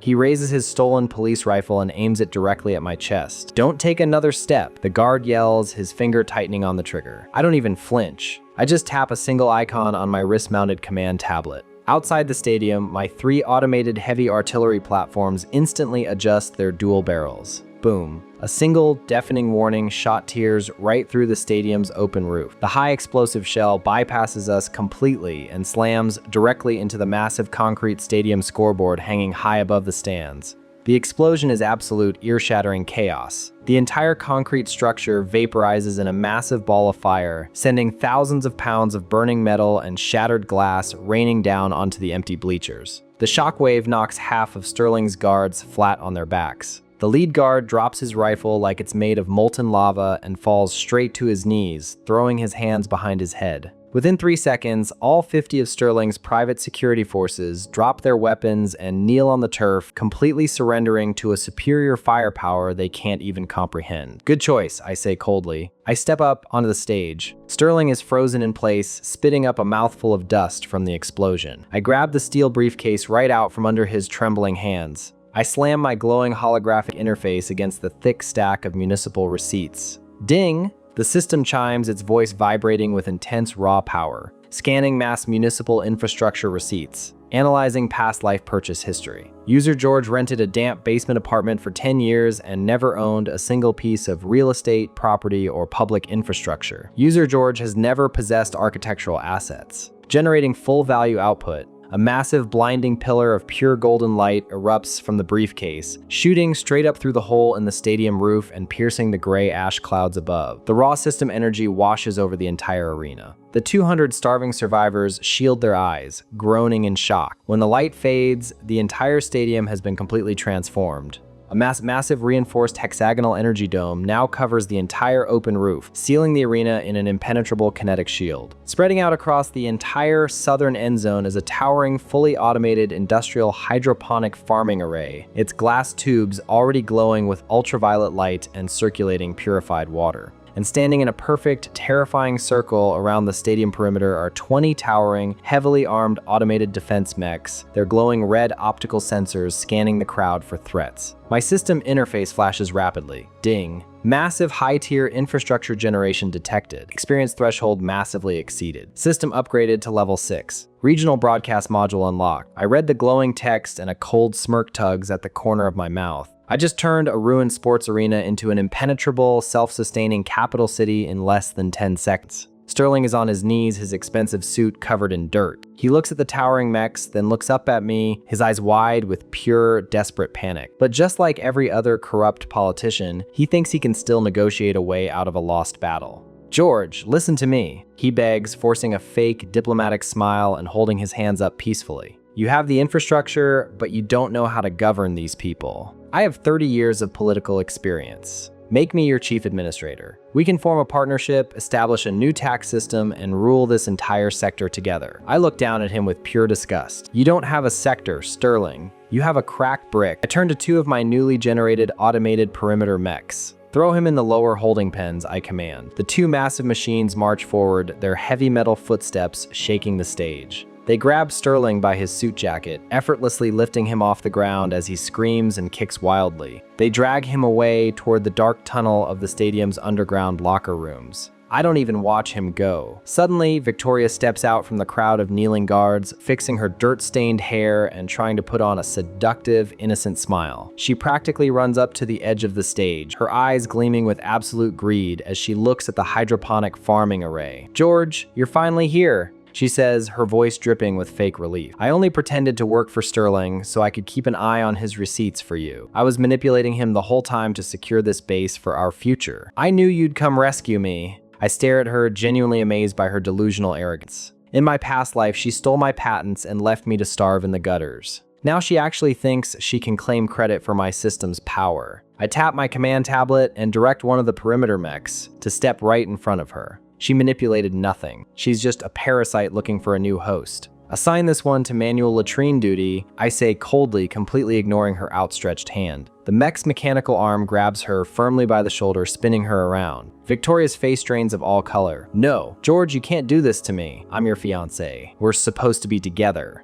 She shrieks, struggling desperately as the mech forces her toward the stadium's ruined public restrooms. I don't even blink. I turn my attention to the industrial hydroponic array. I tap the manual override on the console. The heavy glass tubes hiss, instantly dispensing 50 crates of perfectly ripe, genetically modified fresh vegetables directly onto the turf. The smell of fresh food hits the air. The 200 starving survivors immediately start salivating, their eyes locked on the crates like a pack of starving wolves. Sterling wanted you to sign your lives away for moldy bread, I announce, my voice echoing off the new energy dome. I'm offering fresh food, clean water, and absolute protection behind these walls. Hand over every single receipt you scavenged today and sign my binding labor agreements, and you eat right now. Refuse, and you can walk back out into the wasteland. I project 200 glowing holographic contracts directly into the air. The crowd doesn't hesitate for a fraction of a second. They rush forward, frantically tapping the glowing screens and tossing crumpled handfuls of department store and grocery receipts into the collection bins at the front of the stage. The system pings endlessly, confirming absolute loyalty secured from the entire populace. I just bought an entire workforce with a single harvest. I open my system interface and activate my newly unlocked level 6 regional broadcast module. I type in a sector-wide ultimatum, linking it to every radio frequency and system tablet within a 50-mile radius. This stadium is now the sovereign territory of my trading monopoly. Any hostile faction crossing the perimeter will be annihilated on sight. I hit send. But before the transmission even finishes uploading, my command tablet flashes bright red with a critical priority alert. I instantly pull up the live drone feed from the perimeter network. My eyes narrow. 3 miles out, tearing straight up the main highway from the ruined industrial sector, is a massive, heavily armored convoy. They aren't corporate elites or syndicate thugs. The high-resolution feed shows massive, hulking mutants with gray skin and welded scrap metal armor bolted directly into their flesh, driving rusted war rigs covered in spikes. And they are ignoring my broadcast, accelerating at full speed directly toward my newly fortified capital. I tap the glowing screen on my command tablet and drag my finger across the tactical map, instantly selecting all 20 of my automated perimeter mechs. Form a defensive blockade outside the dome shield, I say out loud. The mechs respond instantly. Their heavy metal joints grind and hiss as they march forward in perfect unison, stepping right through the energy barrier and lining up on the cracked asphalt of the main access road. Their glowing red optical sensors lock onto the approaching dust cloud. Inside the stadium, the 200 survivors I just bought with fresh vegetables start panicking all over again. They press themselves against the energy dome, pointing at the massive, spiked war rigs tearing up the highway. It's the scrap barons! A guy in a torn suit yells, his face draining of all color. They're gonna eat us. Those mutants don't care about the shield. I don't even bother looking at him. I just keep my eyes on the drone feed. The convoy of 10 reinforced armored trucks slams on their brakes right outside my perimeter, kicking up a massive cloud of toxic gray ash. The doors of the lead rig kick open. Mutant leader Silas steps out. I recognize him instantly from the old world's Forbes list. He used to be a massive industrial baron, owning half the global manufacturing plants on the planet. Now he's a towering, mutated freak with gray radiation-burned skin and rusted scrap metal violently welded directly into his flesh. He's got 50 heavily armed fighters piling out of the trucks behind him, all of them aiming scavenged, heavy machine guns right at my mechs. Silas walks right up to the edge of my kinetic shield and sneers. His voice sounds like grinding gears. Cute toys boy Silas barks, spitting a wad of black sludge onto the asphalt. But I don't care what kind of fancy dome you put up. I want that hydroponic farming array and every single drop of your water reserves. Hand it all over right now, or my boys are going to tear this shield down and strip the meat off your bones. He actually thinks numbers mean anything against absolute technological supremacy. He thinks he still has the upper hand because he used to own factories. Silas smirks and slams his fist onto the rusted hood of his truck. You think you're the only one with receipts? He yells. I looted the entire industrial sector. Watch and learn. He pulls out a massive stack of heavy machinery receipts, his mutated fingers pressing his holographic system interface against the paper. He fully expects a fleet of tanks to materialize. Ding! The system chimes loudly across the ruined highway, scanning premium heavy machinery receipts, analyzing past life purchase history. User Silas owned 50 global manufacturing plants and possessed absolute abundance in industrial assets, generating equivalent unowned value. A pathetic puff of black smoke pops in the air above the truck hood, a single violently broken metal cog, and a rusted bent wrench drop onto the metal with a sad clatter. The 50 mutant fighters behind him instantly go dead silent. They look at the rusted wrench, then look at Silas. Boss, is that it? One of the mutants mumbles. Silas's mutated face twists in pure rage. He grabs the broken cog and crushes it in his fist. Shut up, the system is rigged, he screams, pulling out a scavenged plasma rifle. I just let out a cold laugh. I'm about to give the order to open fire, but a blaring red alert flashes across my command tablet. Warning, terminal alert, unauthorized manual override detected at the stadium's primary shield generator panel. I instantly switch the camera feed, my eyes narrow. Deep inside the stadium's maintenance trenches, Victoria is frantically ripping wires out of the generator console. She actually abandoned her latrine duty. She's holding a stolen access key, trying to drop the energy dome to let Silas and his mutant army inside. I can see the sheer greedy desperation on her face. She thinks if she brings the shield down and hands my base over to Silas, he'll give her a command position in his new army. In my past life, her betrayals actually hurt. Now it's just a minor annoyance. She's like a roach that doesn't know it's about to get stepped on. Apprehend her, I say into my comms. 2 of my interior security mechs instantly break formation and sprint toward the maintenance trenches. I don't even wait to watch them grab her. I turn my attention back to the mutant army outside. Silas is rallying his men, getting ready to charge the barrier. I reach into my inventory and pull out a thick, heavy bundle of aerospace engineering receipts I confiscated from Mayor Sterling's personal vault earlier. Sterling hoarded these to build a private escape fleet, but he never got the chance. I slap my glowing holographic interface against the stack. Ding. The system's voice vibrates with raw power. Scanning premium aerospace engineering receipts. Analyzing past life purchase history. User George relied entirely on public transit and possessed 0 aviation technology, private jets, or aerospace assets. Generating full value output. A massive, blinding pillar of pure blue light erupts from my hands, shooting straight up into the ash-filled sky. The raw energy displacement nearly knocks the survivors off their feet. When the light fades, the system doesn't just give me weapons. It gives me absolute air superiority. Hovering directly above the stadium dome are 4 massive, fully autonomous combat gunships. Their matte black titanium hulls absorb the ambient light, and their dual rotor engines hum with terrifying, silent efficiency. Stacked neatly on the turf behind me are 50 heavy steel crates packed to the brim with tactical incendiary missiles.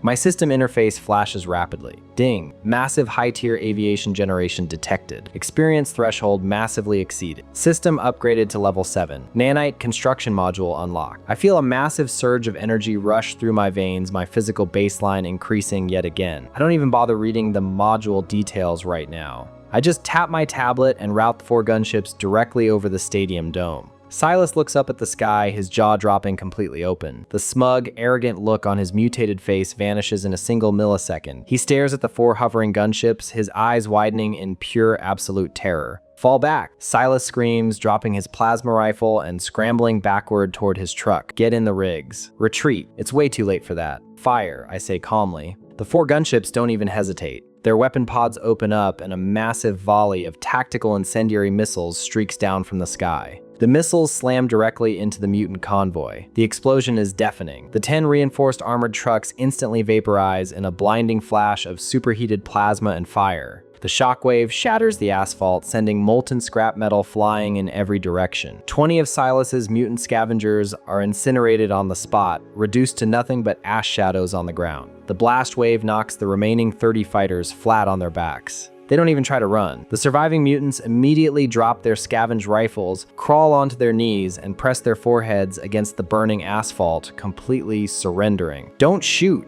they scream over the roaring flames. We surrender, we'll work for you. I hit a button on my tablet, deactivating a small section of the kinetic shield. I walk right out onto the highway, my shotgun resting comfortably on my shoulder. My mechs march right past me, their heavy metal feet crushing the burning debris. Subdue him, I command. 2 mechs grab Silas by his massive mutated shoulders and force him to his knees. He struggles, spitting blood onto the ground, but the mech's hydraulic grips easily crush his collarbones. I walk right up to him. He glares at me, his eyes filled with pure hatred. You think you've won? Silas spits. There are bigger fish out there, boy. You're just a kid with a shiny toy. I don't say a single word. I just swing the heavy steel stock of my pump-action shotgun directly into his jaw. The impact shatters his teeth and sends him crashing face-first into the dirt, completely incapacitated. I reach into his heavy leather coat and pull out his thick steel lockbox. I pop the latch. Inside are thousands of deep core mining and heavy mineral extraction receipts. He's been hoarding these to build a subterranean fortress, but he's too stupid to realize his past life wealth made them totally useless to him. Now they belong to me. I toss the lockbox to one of my mechs and turn around, walking back inside the stadium dome. The kinetic shield seals shut behind me. The 200 survivors in the stands are dead silent. They just watched me wipe out a heavily armed mutant warlord in less than 30 seconds without breaking a sweat. Their loyalty meters on my system interface max out instantly. I walk straight into the command center under the bleachers.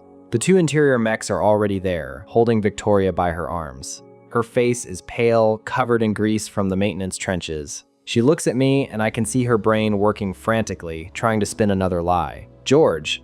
Victoria cries out, forcing tears into her eyes. "You have to believe me. I wasn't trying to drop the shield. I was trying to manually reroute power to reinforce it. I saw those mutants coming, and I just wanted to protect our home. I'm on your side." I stare at her. She is genuinely the most delusional person I have ever met. She actually thinks she can play me like she did in our past life. She thinks her fake tears hold some kind of power over me. I don't argue with her. I don't yell. I just open my system interface and access my newly unlocked level 7 nanite construction module. I select a block of raw scrap steel from the inventory menu and project the nanite blueprint directly onto Victoria.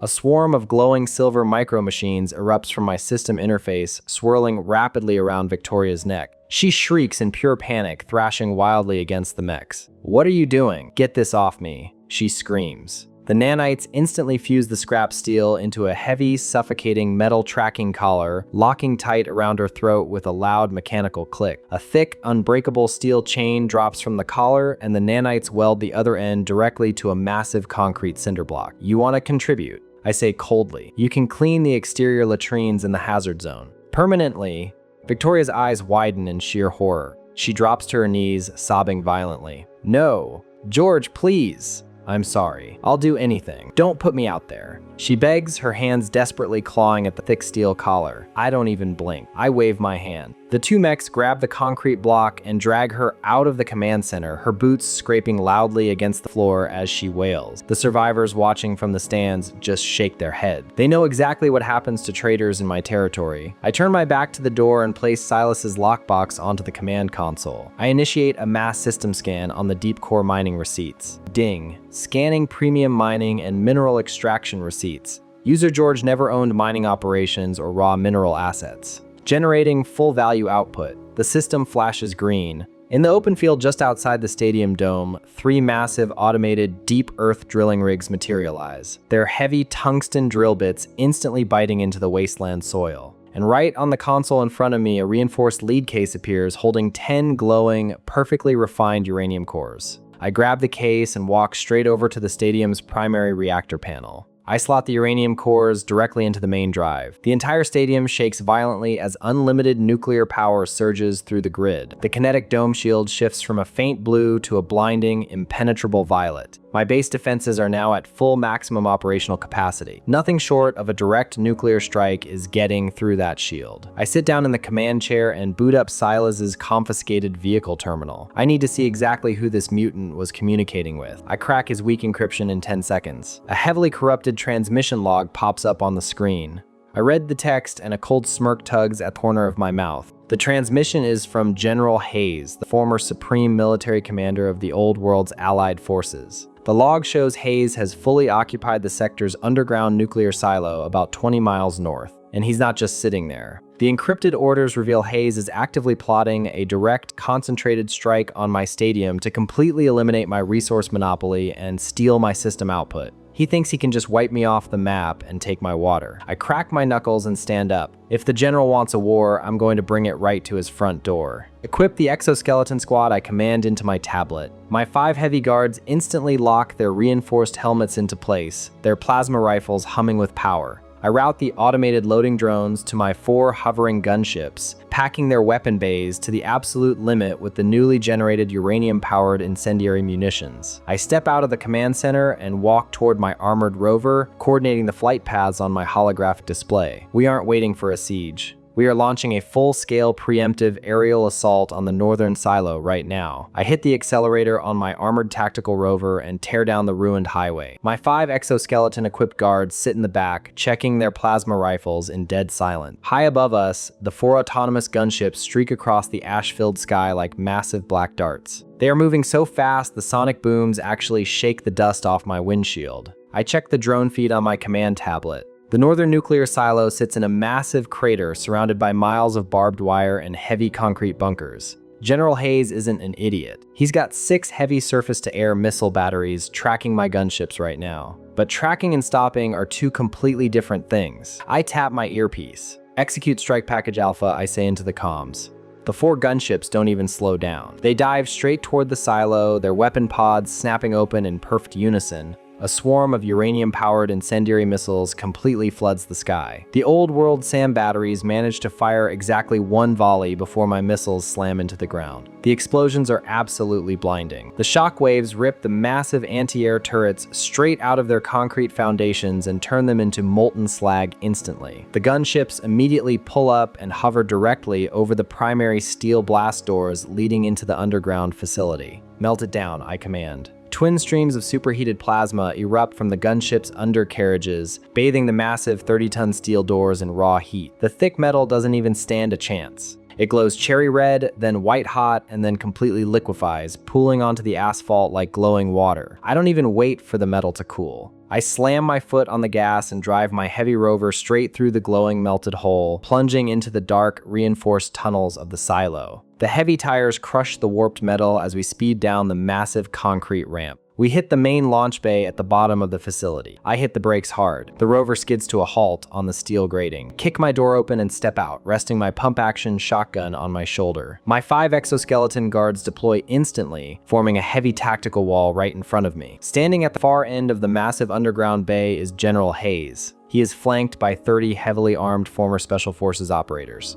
These guys are the real deal, wearing full tactical gear and pointing scavenged military-grade assault rifles right at my chest. General Hayes glares at me. He's wearing his old 5-star uniform, completely pristine, acting like he still runs the entire world. In my past life, this guy controlled the global military budget. He could wipe a country off the map with a single phone call. Now he's just another squatter trying to steal my water. "You've got a lot of nerve breaking into a restricted military zone," boy, Hayes barks, his voice echoing off the concrete walls. "You think destroying my surface turrets means you've won? I've got the entire automated internal defense grid wired to this terminal. I'll turn you and your little toy soldiers into Swiss cheese." He sneers at me and pulls a thick, leather-bound binder from his jacket. It is absolutely stuffed with premium defense contractor receipts. Millions of dollars worth of experimental weaponry and automated turret purchases. He thinks he's about to spawn an entire army of killbots right in front of me. "Fire the grid." Hayes yells, slamming his hand and his holographic system interface down onto the binder. He fully expects the walls to open up and shred me. Ding. The system chimes loudly through the silent launch bay, scanning premium defense contractor receipts.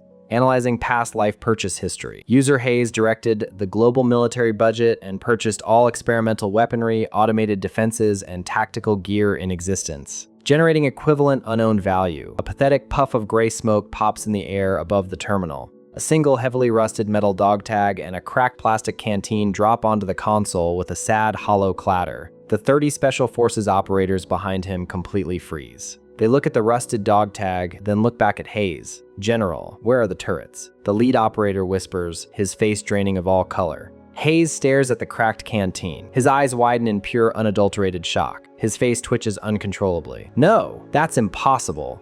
I authorized billions." He screams, frantically slapping the terminal. I just let out a cold laugh. "You authorized it with taxpayer money, Hayes," I say, racking my shotgun with a loud clack. "You owned everything, so the system gives you nothing. You're completely broke." Hayes' face twists in sheer panic and rage. He points directly at me. "Kill him. Shoot him right now," he screams at his men. The 30 operators raise their assault rifles and pull their triggers. I don't even flinch.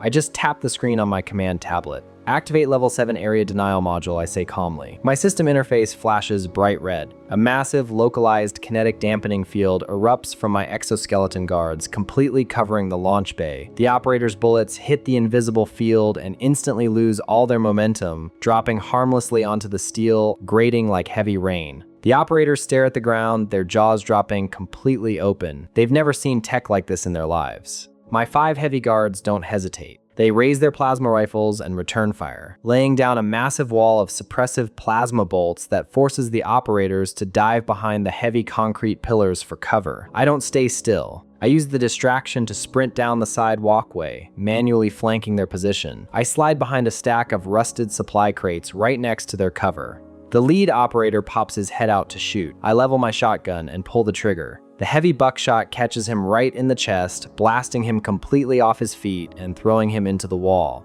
I pump the action and fire again, taking down the guy next to him. I drop 6 of these elite operators in less than 10 seconds. The remaining 24 guys realize they are completely outgunned and completely trapped. They look at their dead squad mates, look at my glowing exoskeleton guards advancing on them, and they instantly make the smart choice. They drop their scavenged assault rifles, fall to their knees on the metal grating, and put their hands behind their heads. We surrender. Don't shoot. We yield. They yell over the humming of the plasma rifles. My system interface flashes. Operator affinity increased, plus 40 submission. They know who the real apex predator in this room is. I walk right past them, completely ignoring their kneeling forms, and step up to the command console where General Hayes is standing. He tries to draw a sidearm from his holster, but I just swing the heavy steel stock of my pump-action shotgun directly into his ribs. I hear the bone crack loudly. Hayes gasps, spitting up a mouthful of blood, and collapses onto the steel floor, completely incapacitated. I don't even look at him groaning in pain. I reach past him and grab the massive titanium lockbox sitting under the terminal. I pop the heavy latches. Inside are thousands of classified Black Project and Deep Space Aerospace receipts. These are the absolute highest tier of government secrets, things the public never even knew existed. In my past life, I was just a dirt poor corporate drone. I never even saw the outside of a government building, let alone had access to top secret orbital programs. This is the ultimate jackpot. I place my hand flat against the massive stack of classified paper and activate the scan. Ding. The system's voice vibrates with raw, overwhelming power, echoing through the entire nuclear silo. Scanning classified Black Project and aerospace receipts. Analyzing past life purchase history. User George lacked access to any top secret government programs, military satellites, or biological enhancement. Generating full value output. The entire launch bay lights up with a blinding, pure golden radiance. The sheer energy displacement knocks the kneeling operators flat on their faces. When the light finally fades, the system doesn't just give me weapons. It gives me absolute god-tier control. Sitting directly on the console is a sleek, black, holographic orbital strike satellite uplink console. Stacked neatly next to it is a reinforced medical cooler containing 50 vials of glowing blue genetic enhancement serum. And standing in a perfect row behind the terminal are 10 sets of heavy plasma-powered assault armor, completely making my previous exoskeletons look like cheap toys. My holographic interface starts flashing so fast it almost blinds me. Ding! Massive high-tier classified generation detected. Experience threshold massively exceeded. System upgraded to level 8. Orbital command module unlocked. I feel a terrifying surge of raw power flood my veins. I am completely untouchable now. Hayes struggles to his knees, clutching his broken ribs. He looks at the orbital uplink console and the plasma armor, and his face goes completely pale. The arrogant 5-star general is totally gone. Now he's just a desperate, broken old man trying to survive. George. Wait, Hayes coughs, blood dripping down his chin. You don't know how to run an army. You need a strategist. I can command your forces. I know all the old world tactics. Just give me an officer rank. I'll serve you. He looks at me with this pathetic, begging expression. He actually thinks his outdated, useless knowledge has any value against my absolute technological supremacy. I just look down at him and shake my head. Your tactics got us into this apocalypse. Hayes, I say coldly. I don't need a general. I need a janitor. I tap my tablet, ordering 2 of my exoskeleton guards to grab him by the arms and drag him up. Strip him, I command. The guards rip his pristine 5-star uniform right off his back, leaving him shivering in the cold underground air. I toss a dirty, stained standard worker uniform directly at his face. Put it on. You're assigned to manual radiation scrubbing duty in the lower reactor levels. Permanently, if you stop scrubbing, the mechs will shoot you. Hayes' eyes widen in sheer horror. No, you can't do this to me. I'm a decorated hero. He screams, thrashing wildly. I just wave my hand. The guards drag him away, his boots scraping loudly against the metal grating as he wails. The 24 surviving operators watch him go in absolute silence. They don't even flinch. I walk over to the medical cooler and pull out one of the glowing blue vials of genetic enhancement serum. I don't even hesitate. I load the vial into the pneumatic injector and press it directly against my neck. I pull the trigger. The cold liquid shoots straight into my bloodstream. My eyes snap wide open. Every single muscle fiber in my body forcibly tears and rebuilds itself in a fraction of a second. My neural pathways light up like a supercomputer. I can literally feel my muscle density permanently doubling. My reaction time, my processing speed, my physical strength, it all skyrockets instantly to a superhuman baseline. I roll my shoulders, hearing the joints pop with massive new power. I look at the kneeling operators. Get up, I order them. They scramble to their feet instantly. I point to the 10 sets of heavy plasma-powered assault armor. The 10 best shooters among you get the heavy armor. The rest of you grab the standard exoskeletons from my old guards. You work for me now. Anyone tries to betray me, I will turn you to ash. Understand? Yes, sir. They shout in perfect unison, scrambling to equip the absolute bleeding-edge tech I just handed them. I walk back to the command console and grab the sleek black orbital strike uplink. I pop the access panel and physically hardwire it directly into my command tablet. The tablet screen glitches for a second, then reboots with a massive new red reticle overlaying the global map. But before I can even test the targeting systems, my tablet intercepts a massive, unencrypted global radio frequency. The audio crackles loudly through the launch bay speakers. I listen to the broadcast and my eyes narrow. It's the remaining world leaders. They've officially formed the Global Survivor Coalition, and they aren't hiding anymore. The transmission confirms they have amassed an army of 5,000 highly trained mercenaries from the eastern sectors. But that's not the problem. The audio log details a prototype EMP device they scavenged from a hidden tech bunker. It's specifically designed to permanently fry my level 8 automated defense grid, shut down my mechs, and completely disable my kinetic dome shield back at the stadium. They are marching straight toward my capital right now, thinking they can just turn off my power and take my water monopoly by force. They think numbers and one old world toy are enough to beat me. I let out a cold laugh that echoes through the empty silo. I tap the screen on my tablet, officially securing this nuclear facility as my tertiary command base.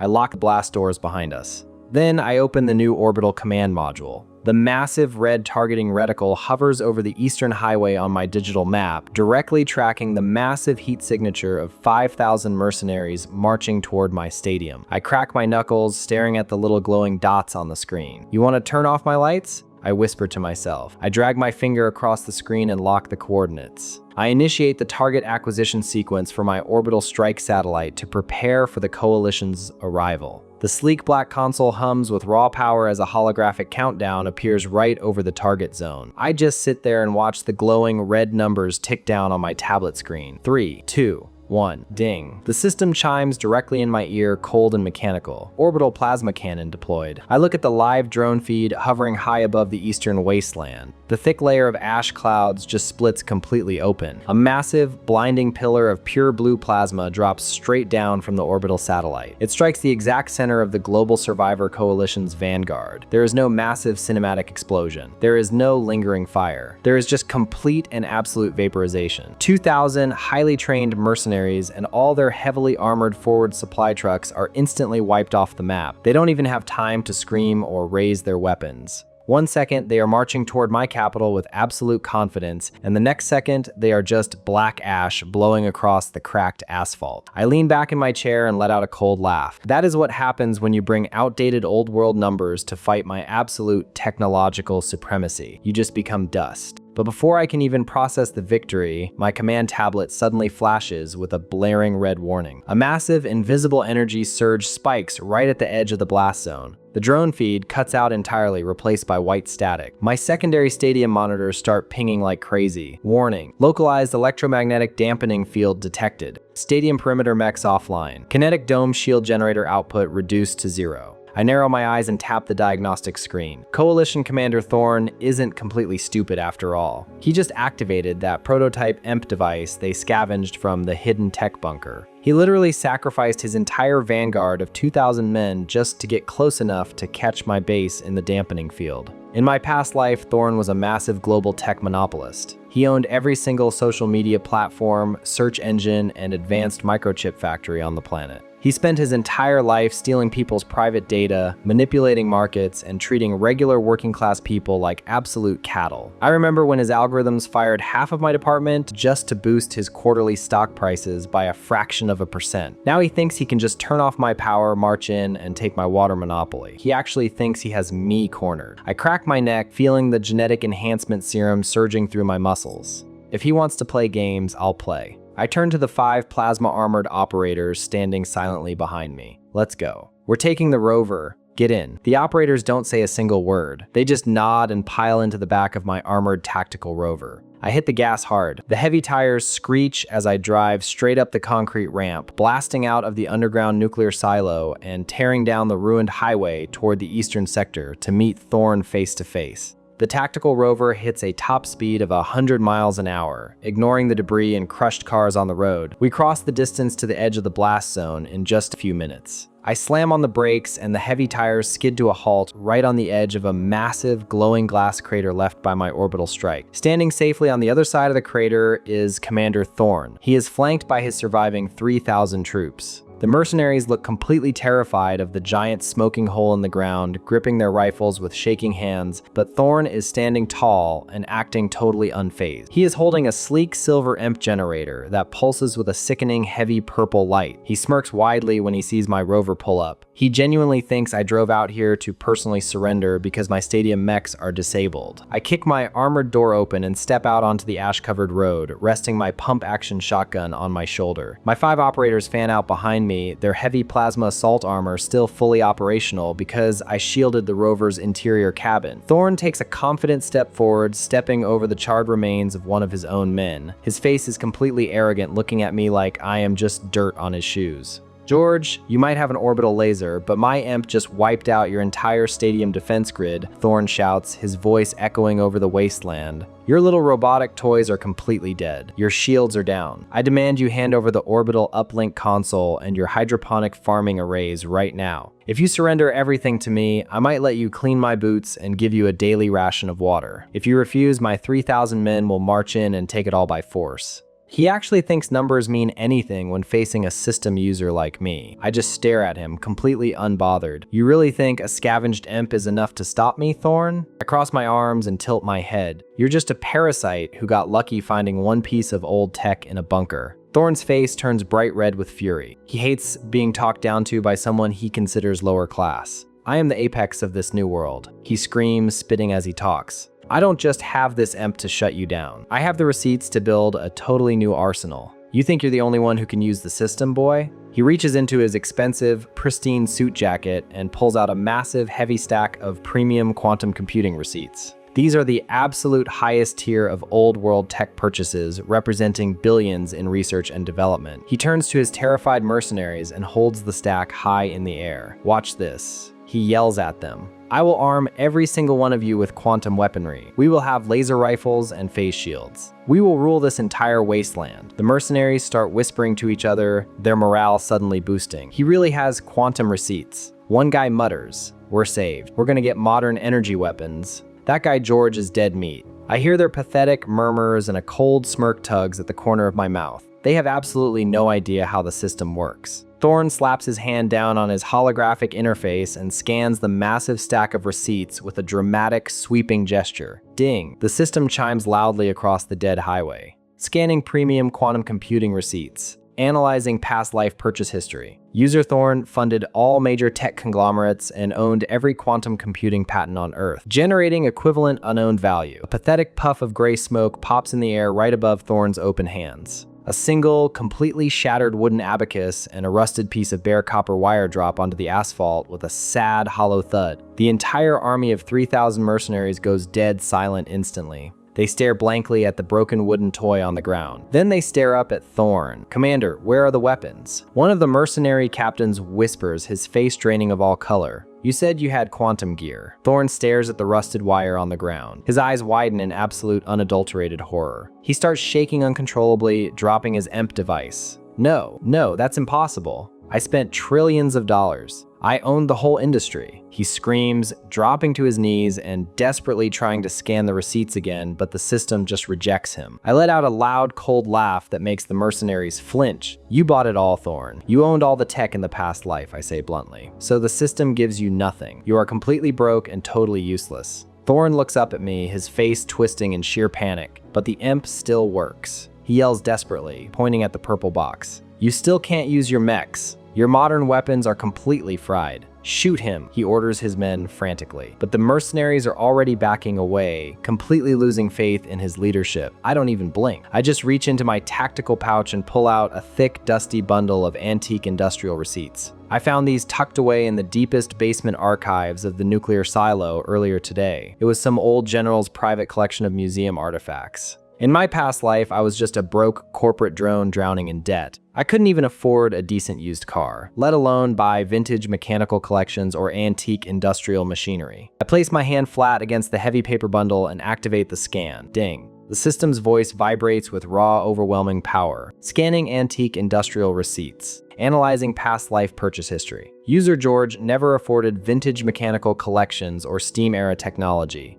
generating full value output. The ground literally starts shaking beneath our boots. The asphalt cracks wide open right behind my rover as massive shadows block out the sun. The system doesn't generate laser rifles or fancy electronic mechs. It materializes 10 massive 3-story tall steam-powered heavy artillery dreadnoughts. They are completely covered in thick, riveted black iron plating that looks practically indestructible. Huge iron smokestacks erupt from their backs, blasting thick clouds of black coal smoke straight into the sky. Their massive steel treads crush the ruined highway into fine dust as they roll forward. And because they are purely mechanical and entirely steam-powered, they don't have a single microchip, circuit board, or digital component inside them. Thorn's EMP field washes right over them and does absolutely nothing. The dreadnoughts are completely immune to his only weapon. A massive alert flashes on my command tablet. Ding. High-tier materialization detected. Experience threshold massively exceeded. System upgraded to level 9. Global terraforming module unlocked. I feel another terrifying surge of pure power rush through my veins. My baseline stats jump even higher. I can actually feel the absolute control I have over this entire region now. Thorn looks up at the massive iron dreadnoughts towering over him and his jaw drops completely open. He realizes his EMP is entirely useless and he has absolutely zero leverage. He starts crawling backward on the asphalt, scrambling away from the massive iron treads. No, please, it's a mistake. We can make a deal. He stammers, completely losing his mind in fear. I don't give him a single second to breathe or negotiate. I point right at the center of the coalition's tight formation. Fire, I command loudly. The 10 dreadnoughts roar to life like angry beasts. Their massive iron cannons adjust their aim with heavy mechanical clanks and unleash a deafening barrage. They don't fire energy beams. They fire massive crates of solid tungsten kinetic penetrators. The heavy tungsten rods tear through the air and smash directly into the mercenary ranks with unstoppable momentum. The impact is completely devastating. The sheer kinetic force shatters the asphalt, digging massive trenches in the ground and throwing bodies into the air like broken ragdolls. 500 mercenaries are instantly crushed and killed in the opening volley. The rest of them don't even try to fight back. They see the dreadnoughts reloading their massive cannons, they look at Thorn cowering pathetically on the ground, and they immediately drop their scavenged assault rifles. The remaining 2,500 troops fall to their knees, put their hands behind their heads, and surrender completely. My system interface flashes wildly. Coalition troop affinity increased. Plus 45 submission. They know exactly who the true king of the wasteland is, and it definitely isn't Thorn. I walk slowly past the kneeling mercenaries, my boots crunching on the broken glass. They don't even dare to look me in the eye. They just keep their heads bowed. I walk right up to Thorn. He is curled into a tight ball on the ground, crying like a baby and shielding his head. I don't say a word. I just raise my pump-action shotgun and swing the heavy steel stock directly into his temple. The sickening crunch of bone echoes loudly in the quiet wasteland. Thorn spits up a mouthful of blood and collapses onto his side, completely incapacitated. I reach down and violently rip the massive platinum lockbox out of his trembling hand. I pop the heavy metallic latches. Inside are the world's master banking and real estate registry receipts. The absolute foundation of the old world's entire financial system, representing every single deed, corporate holding, and bank account on the planet. Thorn looks up at me with one swollen purple eye. "George, wait," he begs, his voice trembling and weak. "I still have offshore capital networks. I know where the hidden gold vaults are located in Europe. I can make you richer than anyone in history. Just give me a position of authority in your empire. I'll be your chief financial advisor. I'll do anything you want." He actually thinks old world money means anything to me now. He still thinks he can buy his way out of consequence with bank accounts that don't even exist anymore. I look down at his pathetic, bleeding face and sneer. "Your money is garbage, Thorn," I say bluntly. "I don't need a financial advisor. I need a draft horse." I open my command tablet and access the newly upgraded level 9 nanite construction module. I target a huge pile of rusted scrap metal sitting next to the crater. In a fraction of a second, the nanites swarm the metal and forge it into a massive, heavy steel yoke attached to a thick iron chain. I order 2 of my operators to drag Thorn to his feet. Lock him up, I command. They shove the heavy steel yoke roughly over Thorn's neck and lock it tight. They take the other end of the iron chain and bolt it directly to the front towing hook of my lead dreadnought. You want to be part of my empire so badly? You can manually pull the artillery, I say. Thorn gasps in pure horror, realizing he is permanently enslaved and chained to a massive iron war machine. No, I'm a billionaire. You can't do this to me. I ran the world. He screams, thrashing uselessly against the heavy steel collar cutting into his neck. I just turn my back on him entirely, ignoring his pathetic wailing. I place my hand entirely over the platinum lockbox containing the master registry receipts. This is it. The biggest scan possible in the entire system. I activate the interface. Ding. The system console suddenly flashes a blinding, chaotic red. A priority alert blares so loudly it makes my teeth rattle in my skull. Warning. Impending materialization exceeds current dimensional limits. Level 10 core upgrade required. Proceeding with materialization will trigger planetary reset protocol. I stare at the glowing red warning screen, my heart pounding in my chest. A planetary reset protocol. It means I won't just own the wasteland anymore. I will literally harness the ultimate resource cache to reshape the entire ruined world from scratch according to my own design. I look out at the thousands of kneeling troops, the smoking crater, and my massive iron dreadnoughts waiting for my command. A cold smile spreads across my face as I press the confirm button. The second my finger taps the holographic icon on the glowing red warning screen, the entire world goes completely silent. There is no massive explosion. There is no deafening roar. Instead, a perfectly silent, blinding white ring of pure digital energy erupts from my command tablet and sweeps outward at the speed of light. I just stand there with my arms crossed and watch the global terraforming pulse do its work. The moment the white energy touches the cracked asphalt, the rusted out cars, and the ruined coalition supply structures, they just instantly dissolve into floating pixels of raw, unrefined data. The air feels heavy, completely saturated with a ridiculous amount of system power. Ding.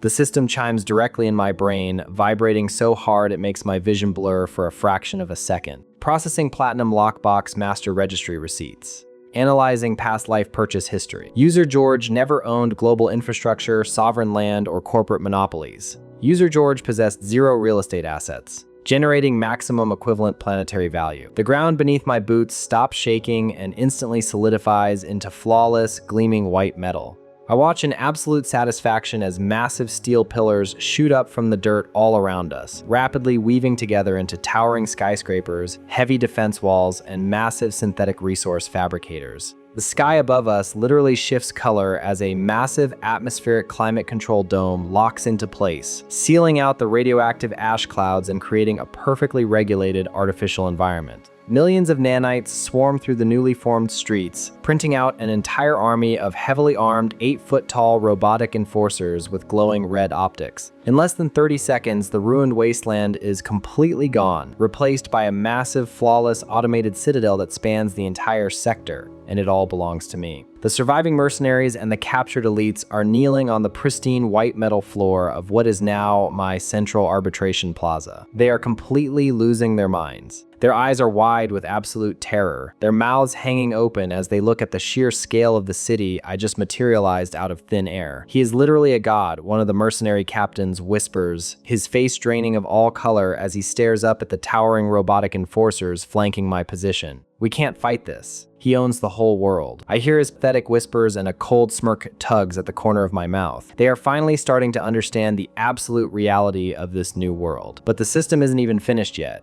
Ding. Planetary reset protocol initiated. Commencing global audit of all living survivors. Recalculating status based on past life financial integrity versus current system contributions. The massive holographic displays mounted on the sides of the new skyscrapers flare to life, streaming endless lines of green code as the system literally judges the worth of every single human left alive. I don't even bother looking at the data. I already know exactly how this plays out for the old world elites who spent their entire lives stealing from the working class. I tap my command tablet and open the local comms channel. Bring them to the plaza, I order my exoskeleton operators. Don't bother cleaning them up, I want them exactly as they are. A few minutes later, the heavy steel doors of the plaza slide open, and 2 of my massive plasma-armored guards drag Victoria and Richard into the center of the square. They throw them onto the polished metal floor right at my feet. The two of them look absolutely pathetic. They are covered in dried mud and human filth from working the exterior hazard zone latrines. Richard is shaking uncontrollably, his previously expensive clothes reduced to foul-smelling rags.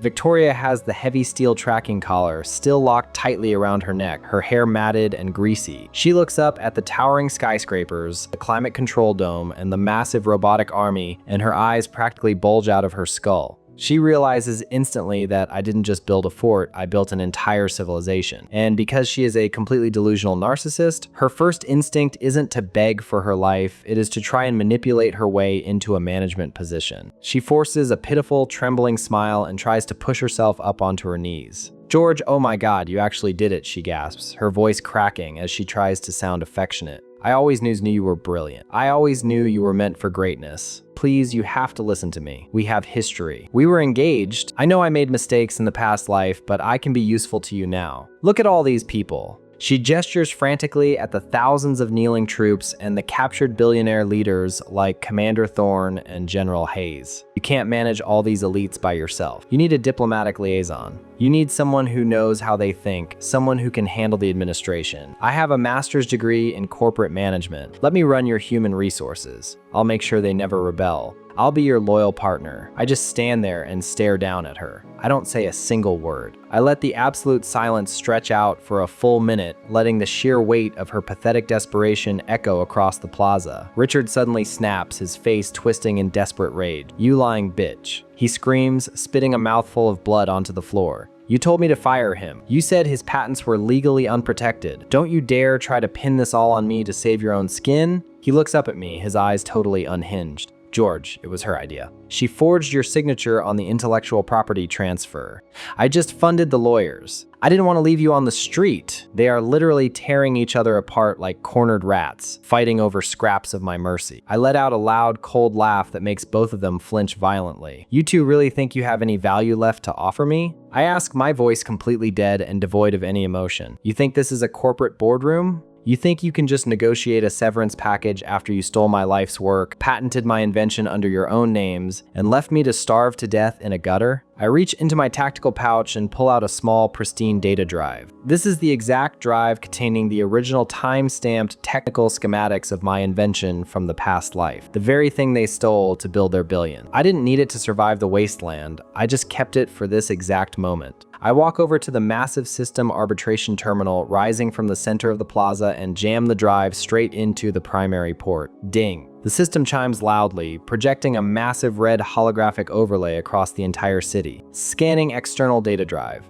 Verifying patent origin. Cross-referencing past life intellectual property logs. Warning. Massive asset discrepancy detected. The system's mechanical voice echoes like thunder. User Victoria and user Richard past life wealth generated entirely via stolen assets. Reclassifying past life financial integrity. Total net worth recalculated to -3 billion credits. Current existence classified as massive systemic deficit. Immediate asset reclamation required. Victoria's face goes completely white. She sucks in a sharp breath cold air, realizing the system just mathematically categorized her as a literal debt that needs to be erased. "No, wait, George, please!" She screams, scrambling backward on her hands and knees. "I'm sorry. I'll do anything. I'll clean the floors. I'll be your slave." Richard doesn't even try to run. He just collapses flat on his face, sobbing hysterically. I look down at them with absolute apathy. "Your debt is past due," I say bluntly. I tap the final command on my tablet. Execute reclamation. The pristine white metal floor directly beneath Victoria and Richard suddenly splits open, revealing a deep, glowing green subterranean maintenance shaft. Before they can even react, dozens of thick, heavy synthetic cables shoot up from the dark hole. The cables are tipped with razor-sharp neural interface needles.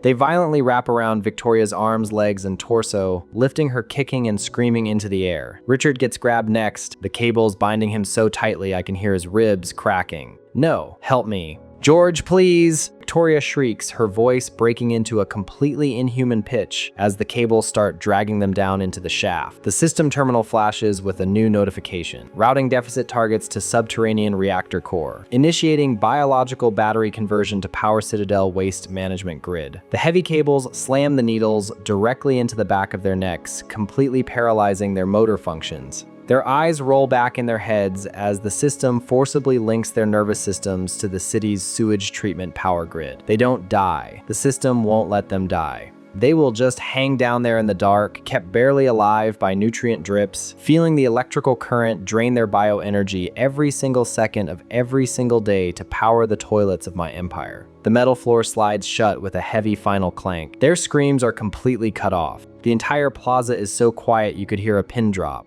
The remaining 2,500 coalition mercenaries, the captured billionaires, and the former world leaders are completely frozen in sheer unadulterated terror. They just watched two people get legally reclassified as batteries and shoved into a sewer reactor. My system interface starts pinging like crazy. Global elite affinity increased. Plus 50 total submission. They are completely broken. Their old world pride is completely gone. I turn to face the massive crowd, resting my shotgun casually on my shoulder. I point directly at Commander Thorne, who is still wearing the heavy steel yoke chained to my dreadnought, and General Hayes, who is shivering in his dirty worker uniform. Listen up, I announce, my voice amplified by the Citadel's perfectly tuned acoustics. There are no more corporations. There are no more governments. There is only my system and my rules. You all thought you were the apex predators because you had bank accounts and political connections. Now you have absolutely nothing. I bring up the assignment roster on my tablet. Thorne, Hayes, Sterling, Elias. All of you former executives and politicians.